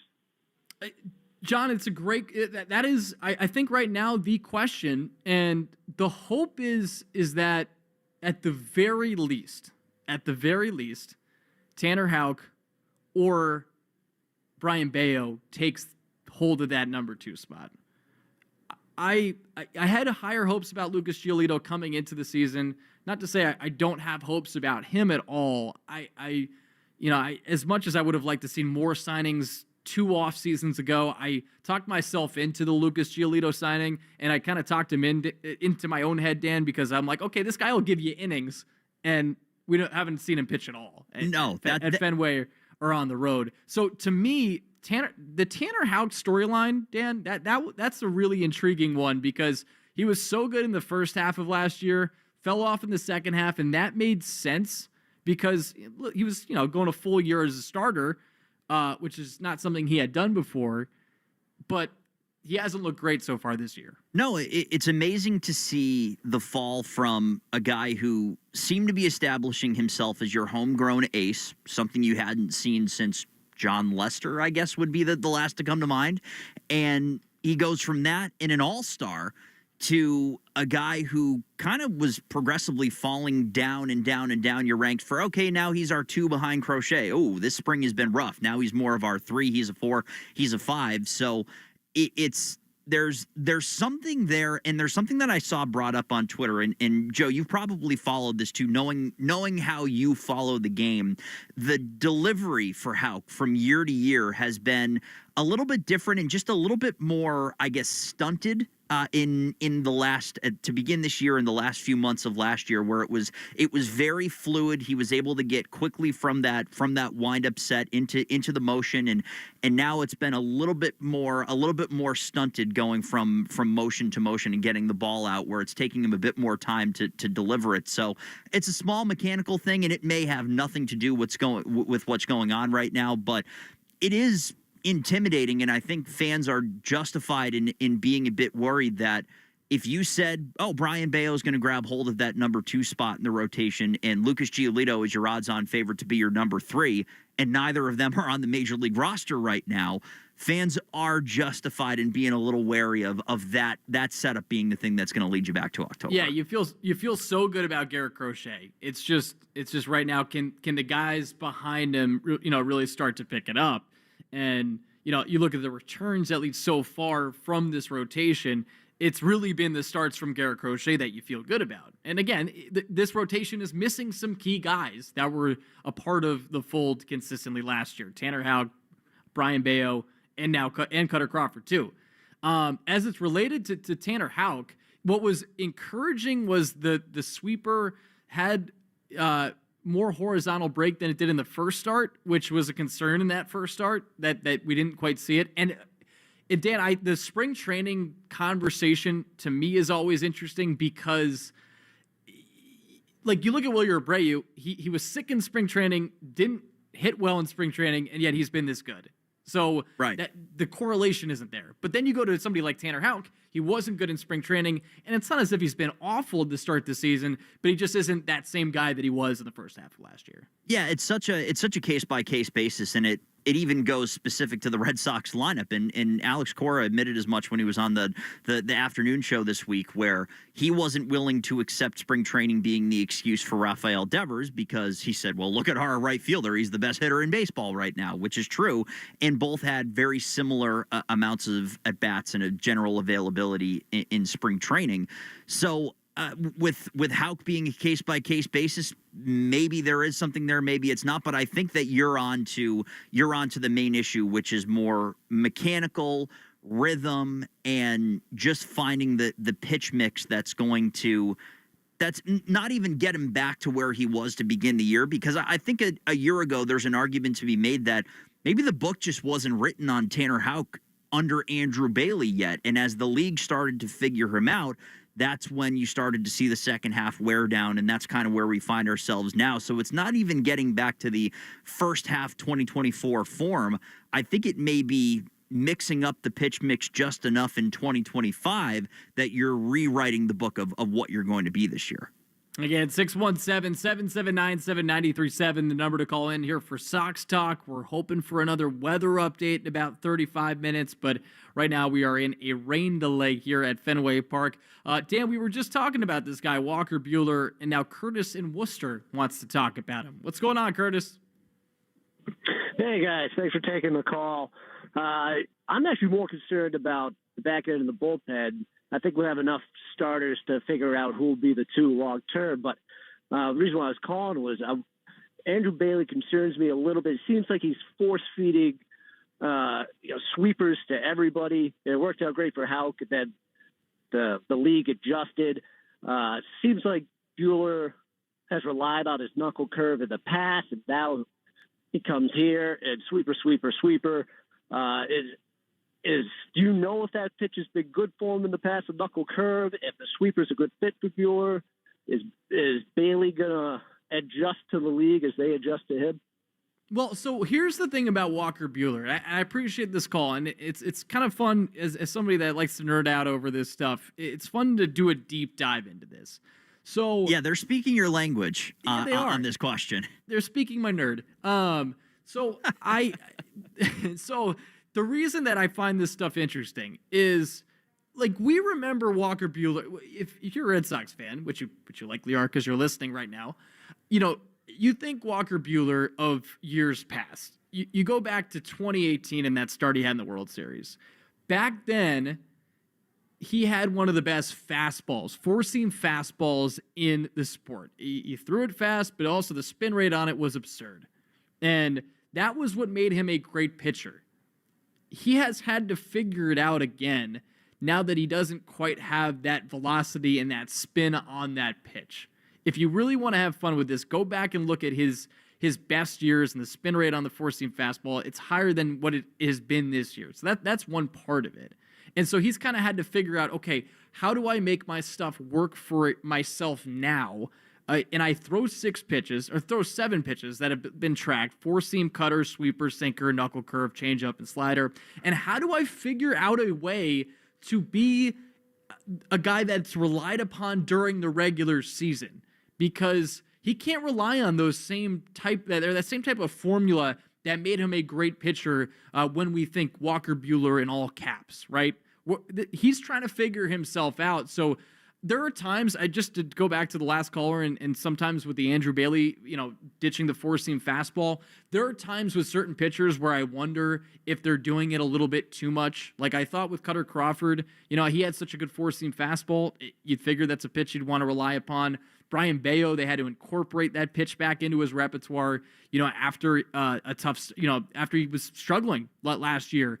But with Walker Buehler, I think what we're trying to figure out alongside him is how does he become a pitcher that you can really rely upon every time through the rotation? And as he said, how does he become a pitcher that is not just a guy that okay, he's going to show up in October. How can he actually contribute in the regular season? And that's what he has to figure out. And I think it's also prudent to remember just how many changes that he's undergone in less than a year's time, where he comes off of another surgery. And now he's trying to reinvent himself on the fly in the second half of 2024 under Mark Pryor, under the Dodgers coaching staff. Then he kind of falls into a bit of a utility role where he's starting and going 4 innings or so in the playoffs, and then he ends up coming out of the bullpen, obviously, to wrap up the World Series. And then he leaves Los Angeles, the only team and organization that he's known. And now as he's trying to reinvent himself on the fly, he's changing pitching coaches, he's changing mentalities, changing languages, and he has the better part of 6 weeks in spring training and then the regular season to refigure that out under Andrew Bailey. So I think it's fair to expect that this is going to continue to be a process, and the months of April and May and maybe even into June for Walker Buehler may be a bit of a grind until he and Andrew Bailey start to see eye to eye on how they're going to approach every at bat. But Joe, I think it's fair to say that giving Walker some grace is fair this year. And if we start to have the same conversation come late May into June, where it's still a lot of hard contact, it's still a lot of traffic on the bases, by then I'm willing to worry. But there have been so many different hurdles for a guy that all he knew in his career up until that second surgery was dominance. Yeah. I mean, he was one of the best pitchers in this sport. Really one of the best young pitchers in the game when he was with the Dodgers right before he had to undergo Tommy John surgery again. And he's talked about this a lot, about how, he's had to reinvent himself as a pitcher, just knowing, what his body's gone through, knowing that four-seamer isn't quite what it used to be. And the returns haven't been great. Craig Breslow talked about it after they signed him. They're betting on the guy that stuff saw an uptick in October, but we're still waiting to see that. And it's only 2 starts. And I like the attitude from him coming off that last start, being like, this is not acceptable to me at all. Yeah. Even though he gets the win in that game, this is not an acceptable, outcome for me. Let's go to one more call, and then we'll get to the Christian Campbell presser. Let's go to Matt in Plymouth. He's excited about this team, the signings. Matt, what's going on, my man? Hey, how's it going, guys? Yeah, no, definitely. This is the best I've felt about a Red Sox team since 2018. The last few years have obviously been complete torture. We got Garrett Crochet here. He's doing fantastic so far. I think he's going to do great. Walker Buehler, I think he's going to come around. And then you still got Giolito on the back burner. You got Bayo on the back burner, Crawford, everything else. My only other question would have been, if they don't play tonight, why not a doubleheader tomorrow? Well, that's still in the cards. The problem is that the weather doesn't look great tomorrow either. Right. So they're putting, it's a tough spot. This is a really tough spot right now to try to figure this out, because as I've hit on, time and time again now during our rain delay coverage, these two teams don't play each other again. So you have to, and who knows how important these games are down the stretch, if and hopefully when this team is competing for an AL East crown. So they're trying their best to try to get this game in, and especially in the case that tomorrow could also not look great, although tomorrow's actually starting to look better. So there is a chance. It looked a little bit worse early on. I'm looking at the forecast again. Tomorrow does look better, at least when we get to the afternoon.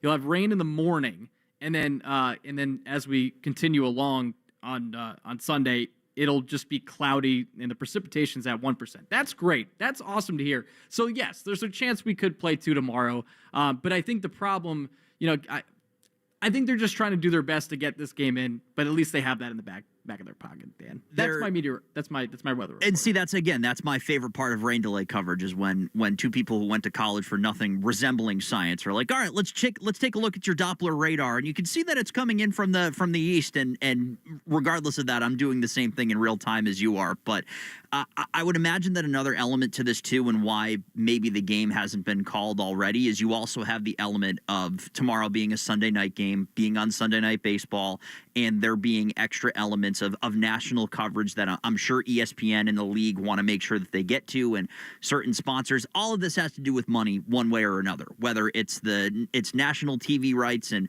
the money that's spent on that, or the advertising dollars that come through, and the ability for them to play a game at 1, 2 o'clock, get the entire ballpark cleared out, and then reset and ready to go for a night primetime game. A lot of moving parts, which is why I'm sure they're trying to avoid having to have a single admission doubleheader, a 4 and a 7, so to speak, because that further complicates the ability to get the gate revenue that they're looking for. So 1,000,001 different reasons why I'm sure that they're trying to find a way to get this in and clear the slate as much as possible for the first Sunday night matchup at Fenway Park. So it's things that are beyond my pay grade, and I'm sure yours as well. But they're all theories that are floating around right now as the rain continues to fall. I can confirm it is above my pay grade. I can confirm it 1,000%. We've been teasing this for a bit, but we did want to play Christian Campbell's presser today about his extension. If you missed it, he signed for 8 years, $60 million, part of this organization now for a very long time. And that is a very good thing if you are a Boston Red Sox fan. So let's play that sound for you. Here is Christian Campbell, Craig Breslow, Sam Kennedy talking today.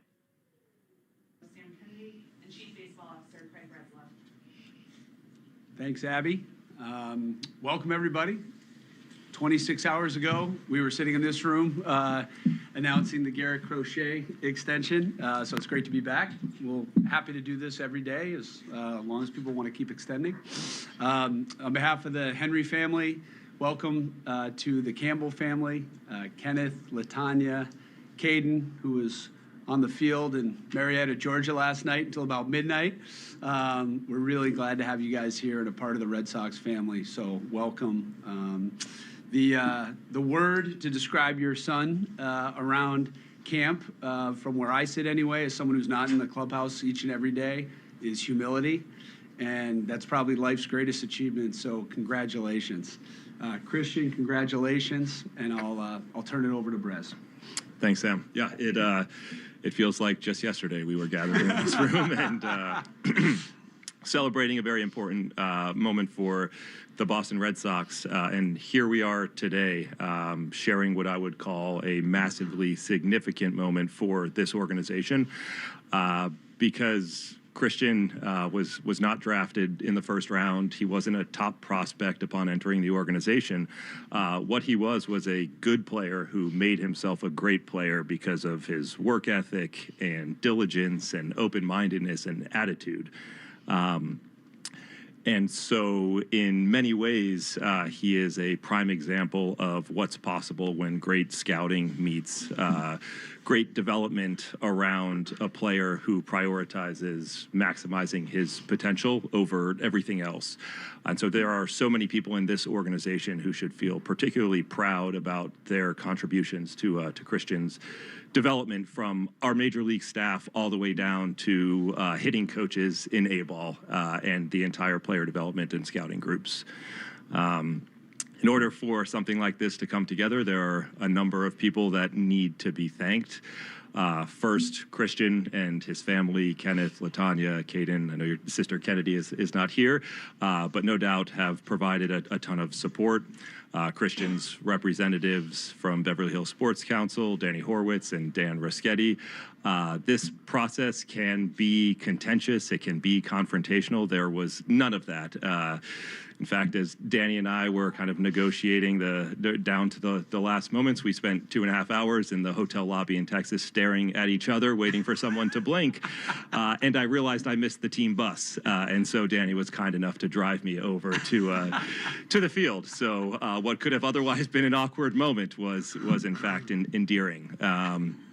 Paul Taboni, one of our assistant GMs, who spent countless hours on calls with Dan and Danny laying the groundwork for a deal like this.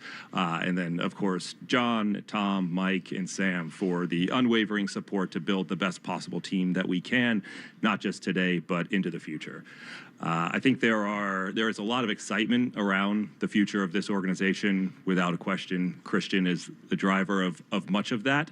And rather than use my own words to try to provide context around this decision and the extension, I think, Christian, you said it best when asked about whether or not this was a difficult decision. And you said that this is the organization that invested in you. This is the organization that helped you to become the player that you have. And so at the end of the day, this was an easy decision for you. And I'm not sure that there is a better endorsement of what we're trying to build here in Boston. And so thank you for putting your trust in us. Thank you for continuing to put your trust in us. And we look forward to spending the next decade together.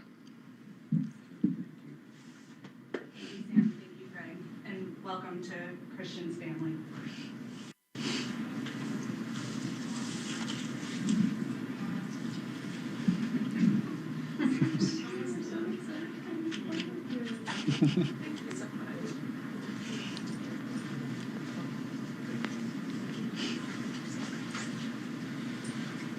At this time, we'll begin with questions.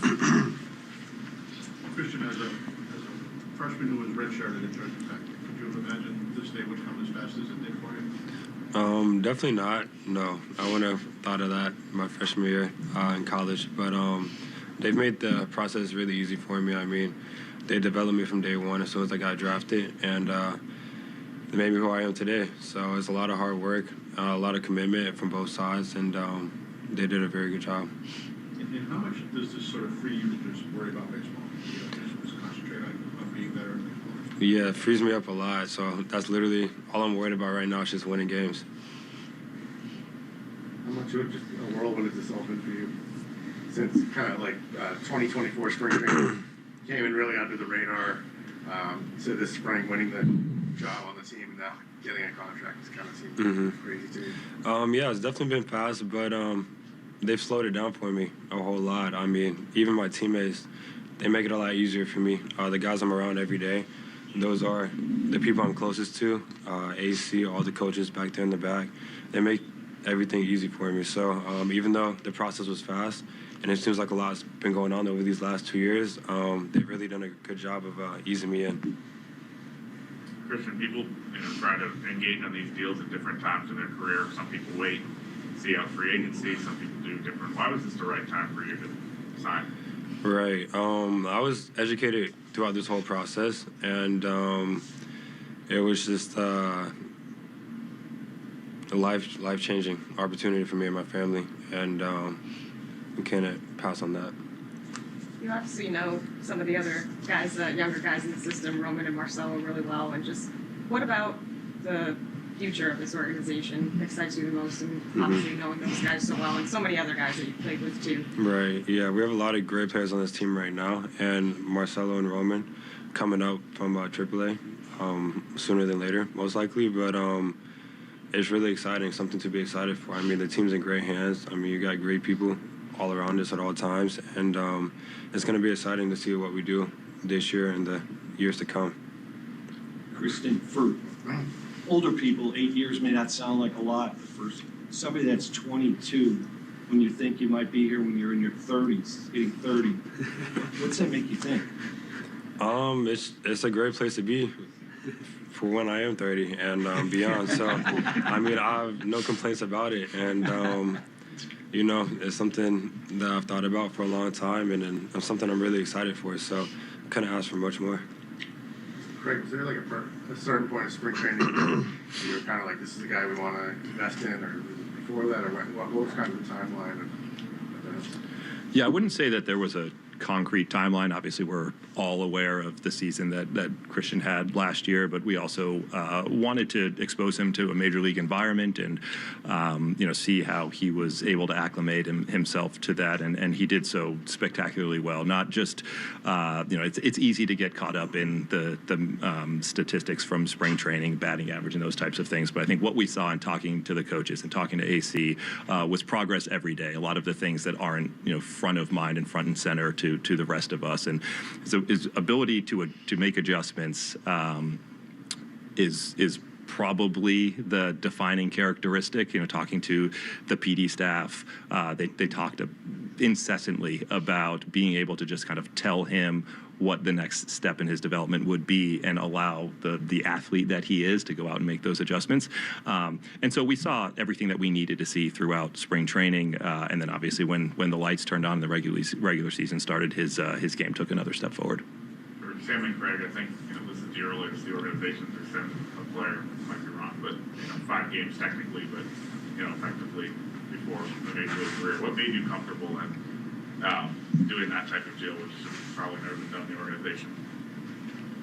Yeah, I mean, from a baseball sense, obviously teams are getting better and better at forecasting what we think players are able to accomplish. But like I sat here yesterday and talked about with Garrett, these are investments not just in a particular set of skills or metrics or batted ball profiles. These are investments in people. And Sam talked about Christian's humility, and our coaching staff knows him incredibly well and saw the adjustments he was able to make throughout a season. And this is a guy who, hours after playing the last game in the minor leagues last year, was going to Fort Myers to start his off-season training. So he's the type of guy that you feel really, really comfortable making a bet on. Chris, I'd just add that we said it yesterday. John and Tom and Mike have been pushing us to be aggressive in terms of locking up the future, building. That commitment comes from the very top of the organization.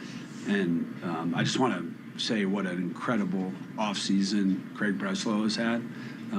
He's been extraordinary. I think we need to get him and Kelly on a vacation sometime soon. It's been incredible to watch. And we're really grateful for everyone in baseball operations who made this happen. And it's a signal of where we're going. The future of this organization has never been brighter, and we're really excited about this deal.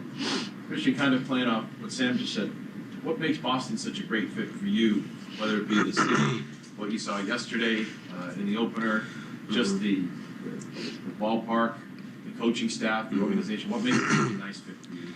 Everything. It's the city's great. It's a city of winning people.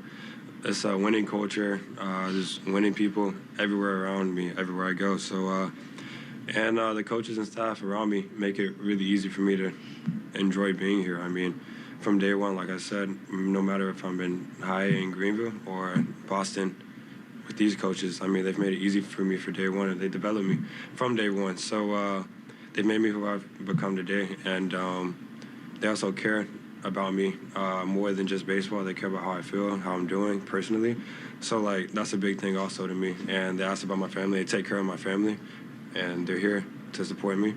And that means a lot to me. So definitely want to be in Boston.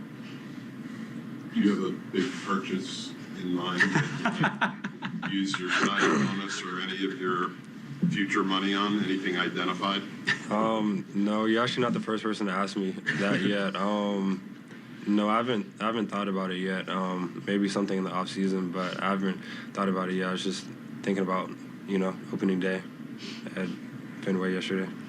You've been here a couple times before, but yesterday you played your first career home game. What was it like for you to be taking the field at this ballpark in front of these fans? People talk about this as the ultimate home field advantage, the ultimate experience. What was it like for you? No, it definitely was the ultimate experience. I mean, I experienced a couple more opening days on the road, and this one that we had yesterday didn't compare to those two.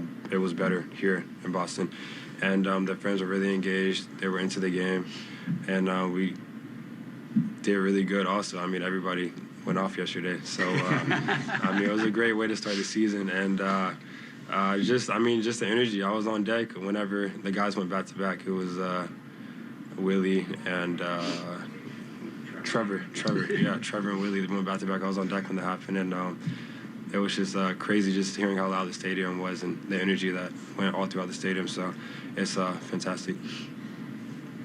I'd imagine when you venture into professional baseball, you probably think that you can reach this point, but what gave you the confidence to feel like you can become the player that you become and the player that you expect to be?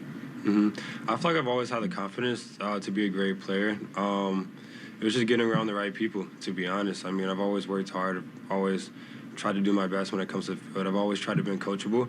It's just getting around the right people that actually coach you and want you to be great. And that's what I found here in the Boston Red Sox. I mean, since I got here, that's how they wanted me to be as better each and every day. And I've been open to listen to any advice I could get from the coaches, from the players, bad players, from anybody that's played professional baseball. And it's worked out for me so far. Craig, I know he's playing left field today. Do you see Christian being the second baseman in the future, or how do you see him working out position-wise? Yeah, there's somebody in the back of the room here that is well equipped to answer that question. I think it's a tribute to his versatility, right? That you can, that Alex can move pieces around and figure out how to optimize the lineup based on matchups and who we want to get at bats in a given day. I think that versatility is definitely going to come into play over the next 8 to 10 years. But I think those conversations will be ongoing. All right, so that was Christian Campbell, Craig Breslow. That was the last voice you heard, Craig Breslow and Sam Kennedy talking today.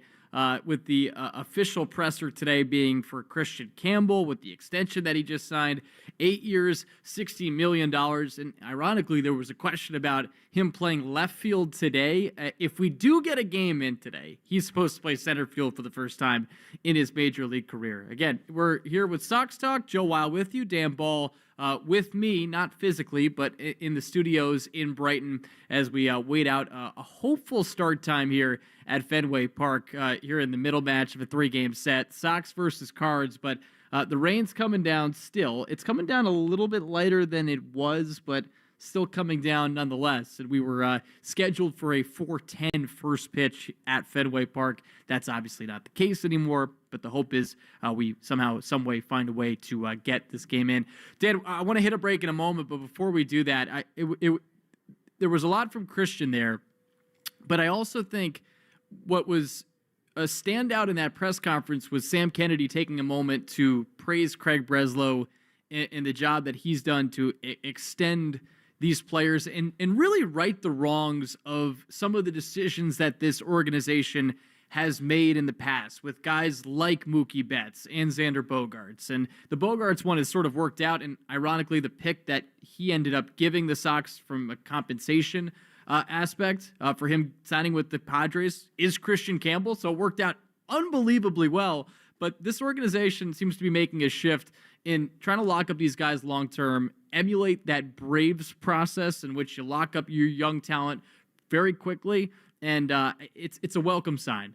It's extremely refreshing to see this be the balance that the Red Sox front office has struck, because we came off of 2 regimes prior that could not have been more different from one another. The Dave Dombrowski-led era where it was spend as much money as we can, sell the farm in order to try to win a championship, and it worked. But as was the case when Dombrowski was in Detroit and other stops before that, it was he leaves the cupboard bare in terms of prospects, and for some reason the bullpen also seems to suffer under him after you win that championship. So you go from that, and then the polar opposite that you get from Chaim Bloom, which was the restocking of the cupboards, but really a lack of willingness to spend. And we don't know if that was Chaim saying no to spending the money on the kind of players, even in the short term, that you needed, the veterans that would have helped to kind of make the last few years a bit more easy to stomach. But now it seems, Joe, like we have a little bit of the best of both worlds. And it was not evident during Craig Breslow's first year, where it kind of felt a little bit like you have another Ivy League nerd who's just going to continue to focus on prospects and operate the Red Sox like a small market team. And then you get to 2025, and seemingly an understanding from the GM up to the president, up to the ownership group, that this team deserves to be spent upon. And now they are starting to spend like the old school Red Sox, but with more of an understanding of how important prospects are. So when you look at a team like the Dodgers and a team like the Braves, 2 of the models of Major League Baseball right now, yes, they spend that money, Joe, but just as much, they also focus on the prospects. So I think having the balance of both ways of roster building is something that we really have not seen in this town for quite a while. And the irony of just having this conversation right now, Dan, is that the Sox are supposed to be playing St. Louis. And Chaim Bloom, for his flaws in his tenure, which I think get forgotten about a little bit, especially on the pitching side, and with some of the free agent deals that he signed, he did leave a pretty great system and some really nice young pieces for then Craig Breslow to take over and then sign these guys to extensions. Right. Because if you look at the roster up and down, it's Chaim Bloom's fingerprints all over it. Now, last year they weren't good, but this season you look at what's still waiting in AAA, Roman Anthony, Marcelo Meyer, and then this kid, Christian Campbell, having already made an impact in the bigs. And I thought it was an important point that Craig Breslow made. What makes him, I think, such an important figure with this organization, this being Christian Campbell, is that he wasn't seen as some top prospect after he was drafted. He was a 4th-round pick that did really well in Georgia Tech the year prior, but he wasn't a power bat. He was a guy that made a lot of contact, and that's what they really liked about him in part, along with the fact that he was a freakish athlete. And they developed him, turned him into a home run hitter that his teammates in Portland were calling Barry Bonds, and right. a nickname that's still I love it, and I'll continue to use it because he's freakishly talented like Barry Bonds. Still accurate to this point. I haven't seen any proof to the contrary that the comparison isn't there. Yeah, exactly. 617-779-7937. The number to call in here for Sox Talk. It's been so much fun talking to all you guys as we continue to wait things out here at Fenway. We are in a rain delay if you're just joining us. Sox Cardinals, we didn't start this game at all, obviously because of the rain right now. That continues to come down. Hopefully in about 10 minutes, we'll have an update for you on today's game and can provide you with more information. When we come back, we'll get some more calls and texts here on Sox Talk right here on the Shaws and Star Market, WEEI Red Sox Network. Coleman. It's electric. Your house was wired in World War I. Need to change it? Call Coleman Electric. You have to charge your new electric vehicle 10 hours to go 2 miles. Call Coleman. Your panel doesn't have enough amps to light 2 lamps. Call Coleman Electric. Everybody knows Coleman Electric, but nobody knows how to spell it. It's not Coleman, it's Coleman. I know, same thing, right? That's the problem. But our Coleman is German, like Colonel Klink, so it starts with a K. Yeah, let me spell it for you. Kuhlman. I know, not easy. People search Coleman Electric and end up with a coleslaw recipe. Worse yet, there's a Coleman funeral home. Folks lose power, they call the funeral home and say, hey, my entire house is dead, can you give me a quote? It's embarrassing. Just saying there's a big difference between a mortician and an electrician. So next time you have a power problem or project, type Kuhlman and click on that little call thing, and Coleman Electric will be at your place in the flick of a switch. And if the switch is broken, they'll be there quicker. When you need an electrician, call Coleman. It's electric.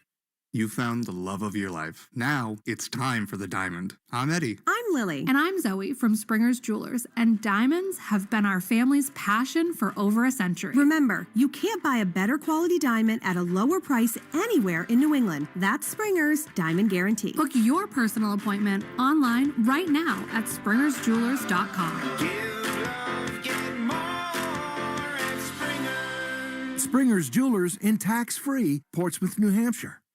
Now at Verizon, we have some big news for your peace of mind. For all our customers, existing and new, we're locking in low prices for 3 years guaranteed on My Plan and My Home. That's future you peace of mind. And everyone can save on a brand new phone on My Plan when you trade in any phone from one of our top brands. That's new phone peace of mind. Because at Verizon, whether you're already a customer or you're just joining us, we got you. Visit Verizon today. Price guarantee applies to then current base monthly rate. Additional terms and conditions apply for all offers. Are you dealing with foot, knee, hip, or back pain? Well, it sounds like you could use a spring in your step. Hi, this is Phoebe with the Good Feet store, and I've got just the thing to help you spring forward into comfort. Good Feet's unique, patented 3-step arch support system is designed to reduce pressure on your joints to keep you feeling energized all day long, even when you're running on an hour's less sleep. With less pressure on your joints, you'll also experience less pain and discomfort too. When you visit the Good Feet store, we'll take time with you to figure out what you need on your free personalized fitting. You can also take all the time you need to walk in-store to feel the Good Feet difference personalized for your feet, your shoes, and your lifestyle. Most of our customers say they feel relief immediately, and you can too. Make your appointment today at goodfeet.com. Don't just live with the pain, discover your options and spring into comfort at the Good Feet store. Come in today for your free personalized fitting and test walk. We're in your neighborhood. Visit goodfeet.com to find the location nearest to you.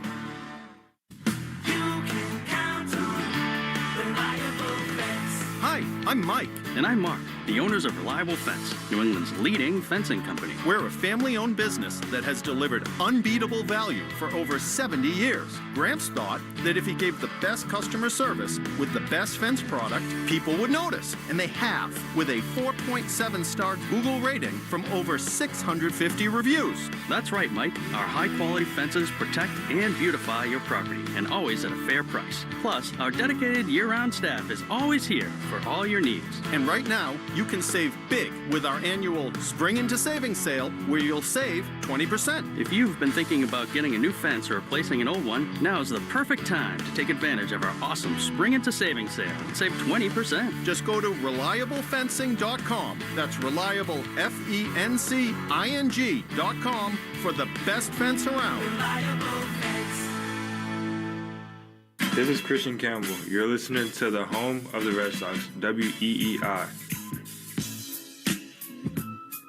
And Christian Campbell just might be the man of the day today, especially if we don't play any baseball, because he had the most noteworthy thing happen today. His presser for his extension. We had a chance to play that sound for you a little bit earlier. Fun to hear him talk about just the excitement he has for being with this organization now for the long term after signing the 8-year, $60 million extension that'll take him into his age of 30.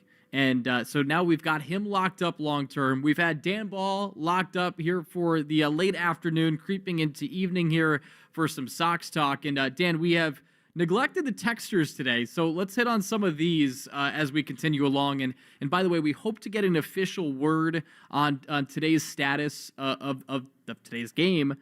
We were told from the Sox that there's a chance we might get some word on if this game's going to be played or not in some way or fashion around 5:45. So we'll keep you updated on that, and as soon as we get that, we will relay that to you. And also, if you want to join the conversation, 617-779-7937 here on Sox Talk. Again, 617-779-7937. It's been awesome to talk to all you guys as we wait all this out. But Dan, let's hit on some texts, and I'll let you if you're looking at it right now. I'll let you make the decision on which one you want to start with here. Well, as much as I want to start with somebody who's apologizing for being stoned while on the phone with us at 617-779-7937, I'm going to go a bit further down and start with an area of the roster where I'm not sure that you and I specifically have hit yet, and that's the catching position. And the question coming in from the 781, what do we make of Carlos Narvaez, starting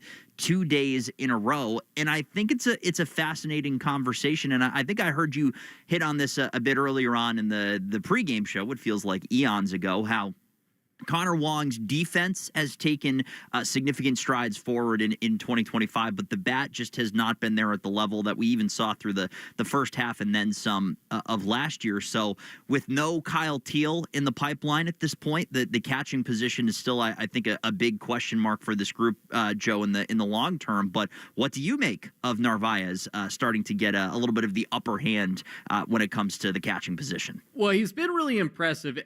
It was interesting when I put out the lineup on X for the home opener. I got a couple of replies off of that immediately. It was related to have we finally taken the Carlos Narvaez agenda and moved it into, hey, he's now the starting catcher of this team?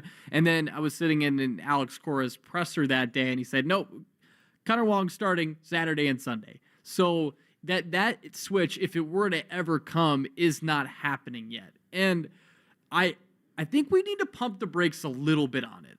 And it's only because of this. What I am encouraged by is that the metrics for Connor Wong at catcher already look good. because they really fell off last year. Just to kind of recap it for you. Last year, blocks above average, he was in the 3rd percentile at -13. His framing also was in the 9th percentile, and that was those metrics were a dip from what we saw previously. I mean, even the pop time, which was one of his bread and butter type of traits behind the plate, even that dipped from what it was in 2023. So this year, it's already looked really good, at least to start. 80th percentile in blocks above average, 83rd in caught stealing above average, 92nd in framing. So the framing has gotten a lot better. The blocking also has as well. So to me, that's super encouraging. I am, and this is like one of my maybe hot takes, because I feel like a lot of the fan base, Dan, from what I've gathered, is sort of out on the offensive part of Connor Wong's whole equation. Right. But I'm not there yet. I'm not saying he looks good. That's not the case. He's 1 for 19, 6 strikeouts, right? But to me, at least, there's enough of a sample size of performances in the past that I think he can turn it around. And at the very least, this team has been able to, kind of hide that because of how good the rest of the offense is. Yeah, I think that's well put. And going back on his last 2 seasons, he's played exactly 126 games for the Red Sox. So that's essentially covered 3/4 of the season. So he has been the starting catcher, full stop, for the Red Sox in the last 2 years. 2 years ago, 235 average, 673 OPS. Last year, 280 average, 758 OPS. So the offense took a significant step forward, but it didn't even seem to be at the expense of the defense, at least from the eye test perspective. And if the numbers back this up, I'm not sure. The defense just didn't progress at the same rate that the offense was. So I'm more than willing to see an offensive season, given how deep this lineup is right now, Joe. I'm much more willing to see an offensive season that matches more of what he did in 23, which is a 235, 240 hitter, OPS around 700, something like that. If the defensive metrics and his ability to call a game and frame a pitch and, add outs to his pitchers' resumes as opposed to take them away behind the plate, I'm more than willing to sacrifice the bat if the defense is as real as it seems so far. Yeah, and that's the key. And I just think he's not going to be this bad with the bat. Sometimes it's just as simple as that. And Will Middlebrooks has talked about this a lot. Like, it just at the beginning of the season, it's tough, because you look up at the scoreboard at any place you play, all of them are big, and you just look at your numbers and it's like, okay, wow, I'm hitting, in Connor Wong's case, he's hitting 053. But, a couple of good, now he's at the point just 6 games in. It's not like one game changes that right away, but 2 or 3 good games, really good games, that all starts to kind of average itself out and gets him back to maybe somewhere where he was last year. He had a 110 OPS plus, 758 OPS. I know at times in the first half last year, I was talking about him as an all-star guy, like all-star candidate. He didn't end up getting the nod, but I think that it was a worthy conversation to have. And I'm just not willing to give up on a guy that Alex Cora was even talking about today. He's one of the best athletes on this team. This is a guy that has shown that in his career. But on top of that, even I think one reason the Dodgers were so interested in drafting him was the fact that he was really athletic when he played at college at Houston. So I'm not willing to give up on it yet for Connor Wong and just say, okay, Carlos Narvaez now should be the starting catcher. What I will say is that I've really liked what I've seen from Carlos Narvaez, and the fact that I like what I've seen from Carlos Narvaez, it makes me feel better about the fact that this team traded away Kyle Teal, because it hurt a little bit seeing Kyle Teal go, just as somebody that enjoyed watching his rise in the minors. And I haven't checked it the last couple days, but at least to start the season, he was doing really well with Charlotte, which is the AAA affiliate of the White Sox. But among the big 4 prospects, he was the one that I was kind of okay with letting go. It was just you had to kind of figure out the catcher spot, and I like this dynamic so far, and I'm hoping that Connor Wong turns it around. Is that fair? Yeah, that's absolutely fair, and it's the Narvaez signing is another one of the very quiet wins in the Breslow regime, because I remember the narrative in the offseason, people were calling for an equal to Connor Wong, if not a replacement for him. And I think Travis d'Arnaud was one of the names that I remember floating around consistently during the offseason.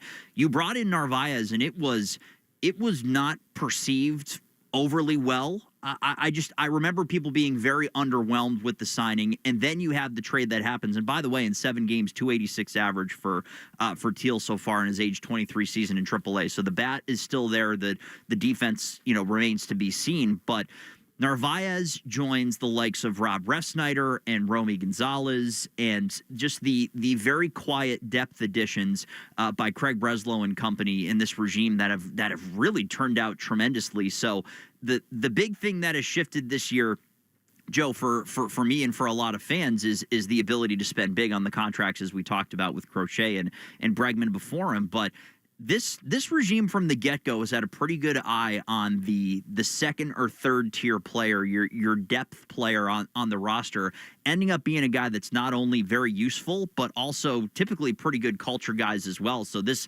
falls right into a pretty packed category. Yeah, without a doubt. I kind of... This is something to smile about if you're a Sox fan, too. You got Carlos Narvaez from the New York Yankees. Yeah. They traded the Yankees traded him to the Sox, and they traded away a minor league pitcher and some international bonus pool space. And Yankees feel good about Austin Wells, which makes sense. But they helped the Red Sox out here. That's right. Couple nice wins in recent transactions between those two. How do you think the Yankees are feeling about Richard Fitz for Alex Verdugo right now? And Greg Weisser too. And That's Greg right. Weisser too. That's yeah. right. Another part of it. Goodness. I would assume not great. Noted Atlanta Braves AAA outfielder Alex Verdugo right now. What a curious case that man is. Goodness. And it's fun to look at, kind of see the talk from Yankee fans from afar. You get when you're on X, you kind of get a glimpse of these types of things, and it was really fascinating, kind of fun to watch the change there from, wow, I can't believe the Sox traded this guy to us. He's really productive, and he was at the beginning of the year, and then they started to see what comes with the whole package of Alex Verdugo, and especially with the way it ended. But ended up working out for the Sox. That deal and now this one, and there's something you wouldn't have seen like 20 years ago between these two. You see it a little bit more nowadays, but that would have been taboo back then to have something like that happen. Right. Again, this is Sox Talk. Joe Weil with you, Dan Ball alongside. We are just still waiting on the next update here from the Sox as we continue to wait it out at Fenway.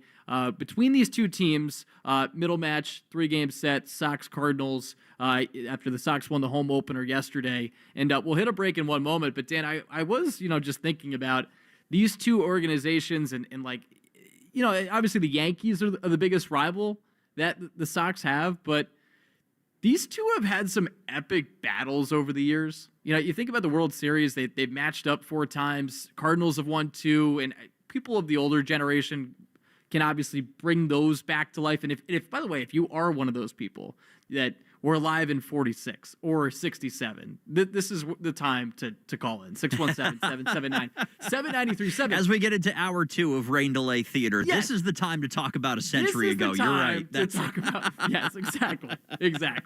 The impossible dream team. Yep. But on top of that, let's bring it more closer to present day. If you want to relive some 04, 013 memories, this is also the place to do it. 617-779-737. It's funny. I was just, obviously with Will in the booth, I think about that 2013 series a lot, and I think people might forget just how, the Cardinals were up 2-1. They won the game on the obstruction call, which Will was obviously involved in through no fault of his own, outside of just trying to do what he was supposed to do at third base. Right. But that Gomes home run, it changed the World Series in a way that I think one swing of the bat hasn't quite done in a long time, with the team like the Cardinals actually ahead in this series. That was such a momentous swing to really change things. And it came on the heels of one of the most remarkable series I remember seeing against the Detroit Tigers, and another memorable swing with David Ortiz in the grand slam that ended up tying that game. But it's one of my favorite characteristics, Joe, of World Series teams, or it probably transcends just baseball, but there's always the non-star, the depth player, the rotational outfielder, the guy that comes off the bench, the middle reliever, whoever it may be, the Derek Lowe to the Johnny Gomes, the guy that you don't expect to maybe have that big swing or deliver in the clutch on the mound or whatever it is. Those are the guys that end up getting remembered in those incredible series. So Johnny Gomes became a legend to end all legends with swings like that year. So to your point of going down memory lane, I will spend as many hours as you would like going down Red Sox and Cardinals memories, because there's a lot of great stuff and a lot of smiles to come from that. And so what's fun to talk about with this season, Dan, is the element of the unknown, because I think of 2013, and again, we're talking Sox Cardinals, going down memory lane here with us still in the rain delay here at Fenway. And what is supposed to be the second game of a 3-game set here between Boston and St. Louis. We'll get you an update when we can. But what's fun to relive about 13 and 04 is that those two teams had heroes on it that you would not have predicted at all at the beginning of the season. Right. So you think about 04, guys that weren't even on the team to start the season, like Dave Roberts and Orlando Cabrera. And I know there's other names I can get to, but those right now just are standing out the most to me with that 04 team that weren't on the roster at the very beginning of the year that ended up playing just a huge role. Doug Minkiewicz as well, too. Right. But then you go to, and then 13 is kind of the same thing. It's like you think of Koji Uehara and just the role that he was able to fill. You know how good he was that season, one of the best closer seasons and relief seasons of all time, and just the element of the unknown. And this season that we're talking about, 2025, just to now establish it to the present, we don't know for sure that this season's going to end well. But I feel good about things. And if this does lead to the postseason, which I think it will, that's the part of the fun of how this whole thing can shake out. Like, who is that unexpected hero of this team that plays a huge role down the stretch? That's a fun question for me to think about. But that's also getting ahead of myself. But as you mentioned, hour 2 of rain delay coverage. Why not? No, it's a fun rabbit hole to go down and draw, especially the 2013 comparables, because think about some of the biggest question marks that we've examined, even just the couple hours working together here today. The back end of the bullpen and the closer role. Well, Koji Uehara starts the season behind the depth chart to current Red Sox pitching coach Andrew Bailey, who is supposed to be the post-Jonathan Papelbon solution at the back end of the Red Sox bullpen. So does Aroldis Chapman hang on to that job, or is it Justin Slayton? Is it Luis Guerrero? Is there a guy that's name hasn't even entered into the conversation that ends up being the nails closer and the cult classic hero at the end of 2025? And again, we'll know this when we react to all of this in hopefully the beginning of November after a banner season. But regardless, there are guys who, at least when you hear from Alex Cora and the way that he talks about guys like Rob Refsnyder and how much importance he put into David Hamilton getting a bit of run, and why Christian Campbell's out in center field, and the guys that are depth and role players on this year's team, we don't know how they will impact a potential postseason group, but you at least know, all right, these are the characters. If it's going to be a season a la 2013, if there's going to be some kind of magic in the 2025 Boston Red Sox, you know who the characters are. You know that they fit in really well with what this group has been trying to do. And so we at least know who will play the role. We just don't know what the role is going to be quite yet. Yeah, and I guess a couple names that could potentially play a factor are the guys that are just itching to get up here in Roman Anthony and Marcelo Meyer. I mean, these two guys, again, I mentioned this a little bit earlier, like they're just talking to them at Woo Sox Media Day, they're pumped baseball's back, but they're chomping at the bit to get up here. And especially, and it was fun talking to Roman Anthony about it. I asked him, now that Christian Campbell's made it up, like, does it feel more real for him and Marcelo? And he said, yeah, it's like super. He said it's super motivating, and he just like he had this other quote that still stands out to me, and he just said, we can't wait to meet back up at the top. Oh, man. They're ready to get here. But again, put it on a T-shirt, Joe. Yeah, I'll start printing them tomorrow. This is Sox Talk. Again, 617-779-7937, the number to call in here, as we are still awaiting word here from the Sox about today's game. Delayed due to the weather. Rain is still coming down. That's been the case roughly since noon. Before we hit a break, let's pause 10 seconds for station identification along the Shaws and Star Market, WEEI Red Sox Network.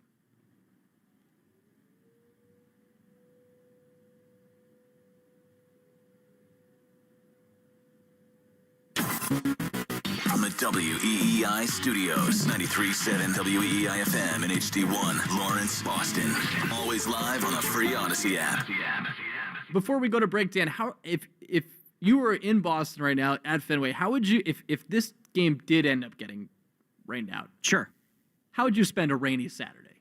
Well, that's a tremendous question, and one that I'm not overly qualified to answer, being a newbie to the wonderful city of Boston in this great station. But I can tell you it would continue with the beers that I was drinking, just nonstop waiting for this. This is the ultimate green light to start drinking in the middle of the afternoon when you're waiting for a rain delay. So I think it would probably follow some kind of bar hopping. But when it's also gross outside, and I heard this mentioned on a podcast, so I can't take credit, it's also a sneaky good movie night. If there's something out there that's playing right now, or if you got to catch up on Severance if you've been watching that, or whatever else, there are plenty of ways, outdoor, indoor. So I'm going to rely on you as somebody who I know you're located downtown where you guys are living. So where should I go if I'm the Boston newbie in the conversation? Well, so I think you kind of hit it on the head. Like if you're already around here, especially, like go to the Cask, go to any of the local spots and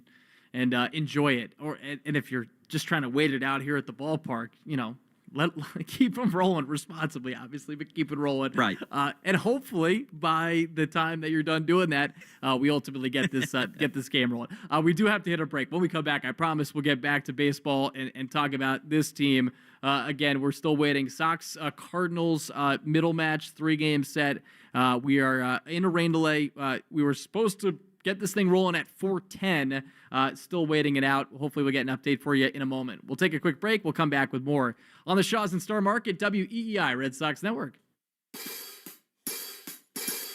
1-877 Cars for Kids. KARS Cars for Kids. 1-877 Cars for Kids. Donate your car today. 1-877 Cars for Kids. KARS Cars for Kids. 1-877 Cars for Kids.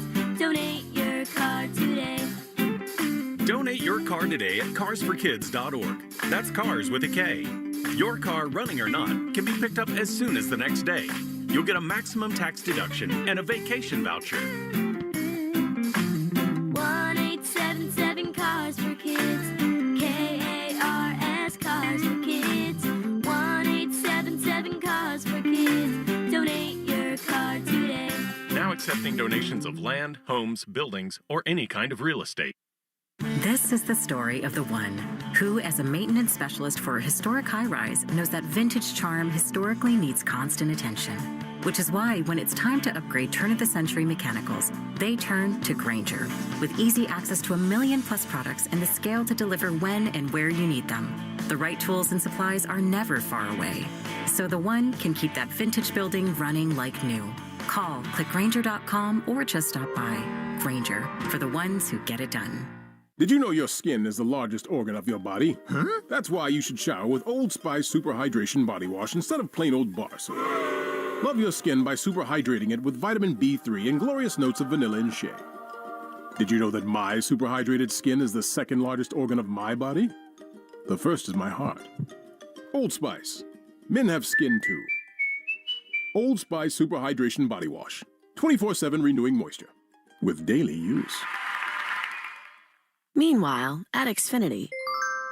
So, influencer life going well? Oh, yeah, I'm up to 32 followers. Oh, that's something. Yeah, posting my tap dancing videos is easier than ever because we engineered Xfinity Internet with 99.99% network reliability. Plus, Xfinity Mobile with Wi-Fi Power Boost gives you ultra-fast Wi-Fi at home and on the go. But wait, tap dancing? You don't tap dance. Hey, what I lack in skill, I make up with passion. Do more of what you love and love how fast you do it with Xfinity Internet and mobile. Now through April 17th, get 300 megabit Xfinity Internet and one unlimited mobile line together for $30 a month for 1 year and save $1,000 in your first year over Verizon and AT&T. Learn more at Xfinity.com. Requires paperless billing and autopay with stored bank account. Restrictions apply. Equipment, taxes, and fees extra. After promo, regular rates apply. Savings compared to Verizon 5G Internet plus one unlimited welcome line and AT&T Internet 300 plus one unlimited starter SL line. Xfinity Internet required. Actual speeds vary. Reduced speeds after 30 gigabits of usage per line. Data thresholds and actual savings vary. Thanks for calling Discover. This is Nia. Hi, Nia. It's Jennifer. Did you know that Discover automatically doubles all the cash back you've earned at the end of your first year? Yeah, I work here. Okay. I was just double checking. Get it? Because Discover automatically doubles all the cash back you've earned at the end of your first year? Oh, you get me, Nia. You could say that I double get you. I guess we've taken it too far. You earn, we match. Discover Cashback Match. See terms at discover.com/creditcard. Welcome to AutoZone. What are you working on today? My car is making this noise. Sometimes it's like doot doot doot, and sometimes it's like grrr. Do you have a dash light on? Oh yeah. Then we don't have to listen for clues. With the free Fix Finder service, we can read a check engine, ABS, or maintenance light to find the likely fix and even recommend a local shop if you need one. So you don't need to hear the grrr. Not with Fix Finder. Free at every AutoZone. Get in the zone, AutoZone. Restrictions apply.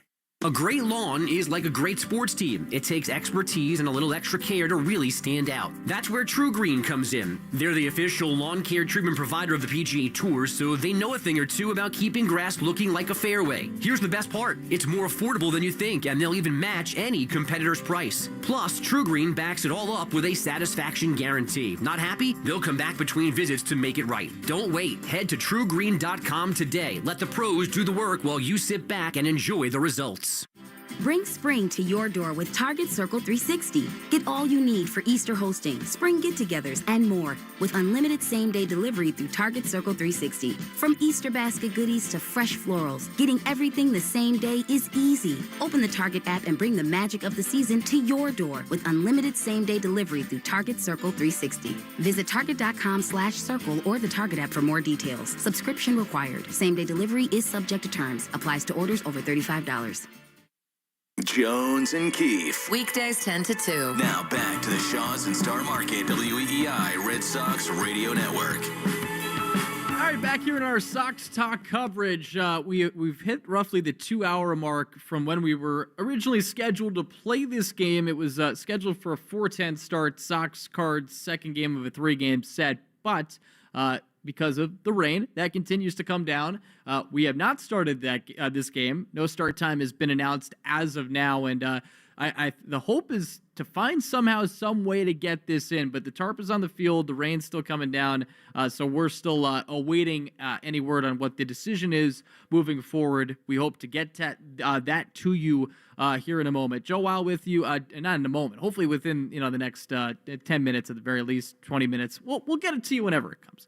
Anyway, Joe Weil with you, Dan Ball alongside. We want to get into some prospect talk in a little bit, and we want to hear from you, 617-779-7937. You can also text us at that number as well, 617-779-7937. And just looking at what's going on right now out on the field, Alex Cora out there checking out the conditions. Sam Kennedy was also out there as well. So again, hopefully we get some update for you soon. But if you didn't hear it a couple hours earlier, we're going to play it for you one more time. This was Will Fleming's pregame conversation with Red Sox manager Alex Cora. They hit on a lot, one part of it being Christian Campbell getting the start in center field today, coming off of a presser earlier in the day when he talked about his extension. A lot of good stuff in here. So let's play that conversation. Will Fleming with Alex Cora, pregame chat before what was supposed to be today's game.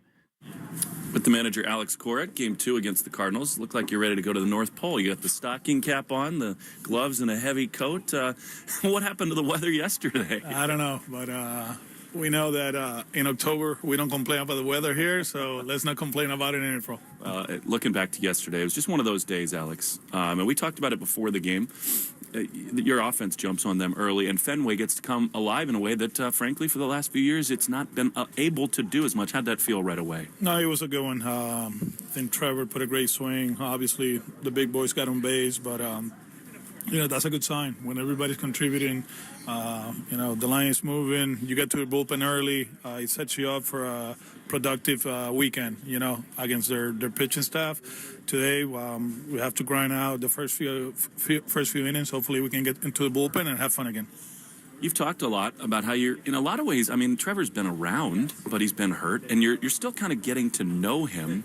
I love the emotion that he shows, these homers that he's hit in big spots early in games. It's fun to see that competitor in him unleashed again. Yeah, he wants it. He wants it bad. He feels like he hasn't done his job the last few years. He's been hurt. That's it, and that's why I try to remind him. My job as a manager is to take care of him. We have to. And it was good the other day when he didn't play. He came to the office the next day, and I was like, hey, man, I'm ready to play. I said, yeah, I know that, but we got other players. We have to play this for the long run, and hopefully we can accomplish that. I remember in the last few years, Alex, whether it's the Blue Jays, other teams, you've described them as fast break offenses, where when they get rolling downhill, things happen. It feels like this group that you have might have a little bit of that in it. Yeah, because we have different ways to beat you. We can be aggressive in the at-bat. We can be patient. I've been very happy with the walks. I mean, Narvaez had a great day yesterday. Campbell keeps doing the same thing. And, if the bottom lineup, they get on base, good things are going to happen, right? We just have to set the table for the big boys up there. And so far, the last 2 days, we have accomplished that. I'm sure you were not surprised that Bregman was kind of the guy to get it all rolling in that first inning. And I talked to him after the game. These 0-2 counts, they just don't bother him. And he doesn't expand. He doesn't chase. You have to really, I mean, you've known this for a while, but what does that approach that he has mean to the rest of your group? Yeah, I mean, it's something that we're preaching. We've been preaching this since 2018. Look for pitches in the middle of the zone and do damage with it. The at-bat is a different one. He stays away from the edges of the zone. He will put that one in play. He's not afraid to hit with 2 strikes, which is very important. And that was a good swing yesterday. He's such a good player. But the thing that really impressed me is the communication factor. Not only in the dugout, but since he gets here early, he's just talking about the opponent, how we're going to beat him. This is what we have to do. This is what you have to do. This is what you have to do. He doesn't tell me what I have to do, but probably at one point he will. I don't know. Wilyer Abreu has been about the best player in baseball for 10 days now. Look, we've always seen the raw talent that he has, the beautiful swing, the defensive ability. But is there something more mature? Is there anything different this year? I think he's more agile. If you see his body, he was strong, very strong last year. He's still strong, but he's moving better. And we challenged him in the offseason to do a few things with his swing, and he did it. He's been able to cover the four-seamer up in the zone, especially with 2 strikes. It's a different mindset. He's not trying to do too much, and the thing is, he's just keep getting better. And like I said earlier to the media, we're going to keep letting him hit against certain lefties in certain situations. Going the other way is going to be a big part of his game, and so far so good. Christian Campbell, you talked about the walks. He signs the extension officially today. They announced it to the press. What did you see defensively from him? I mean, he talked about how he felt a little edgy coming into his first Fenway game. What stood out to you? Yeah, well, I mean, yesterday since batting practice, it was going fast for him, and he's just a kid, We understand that, so... we talk about the 2 plays yesterday in the 9th inning.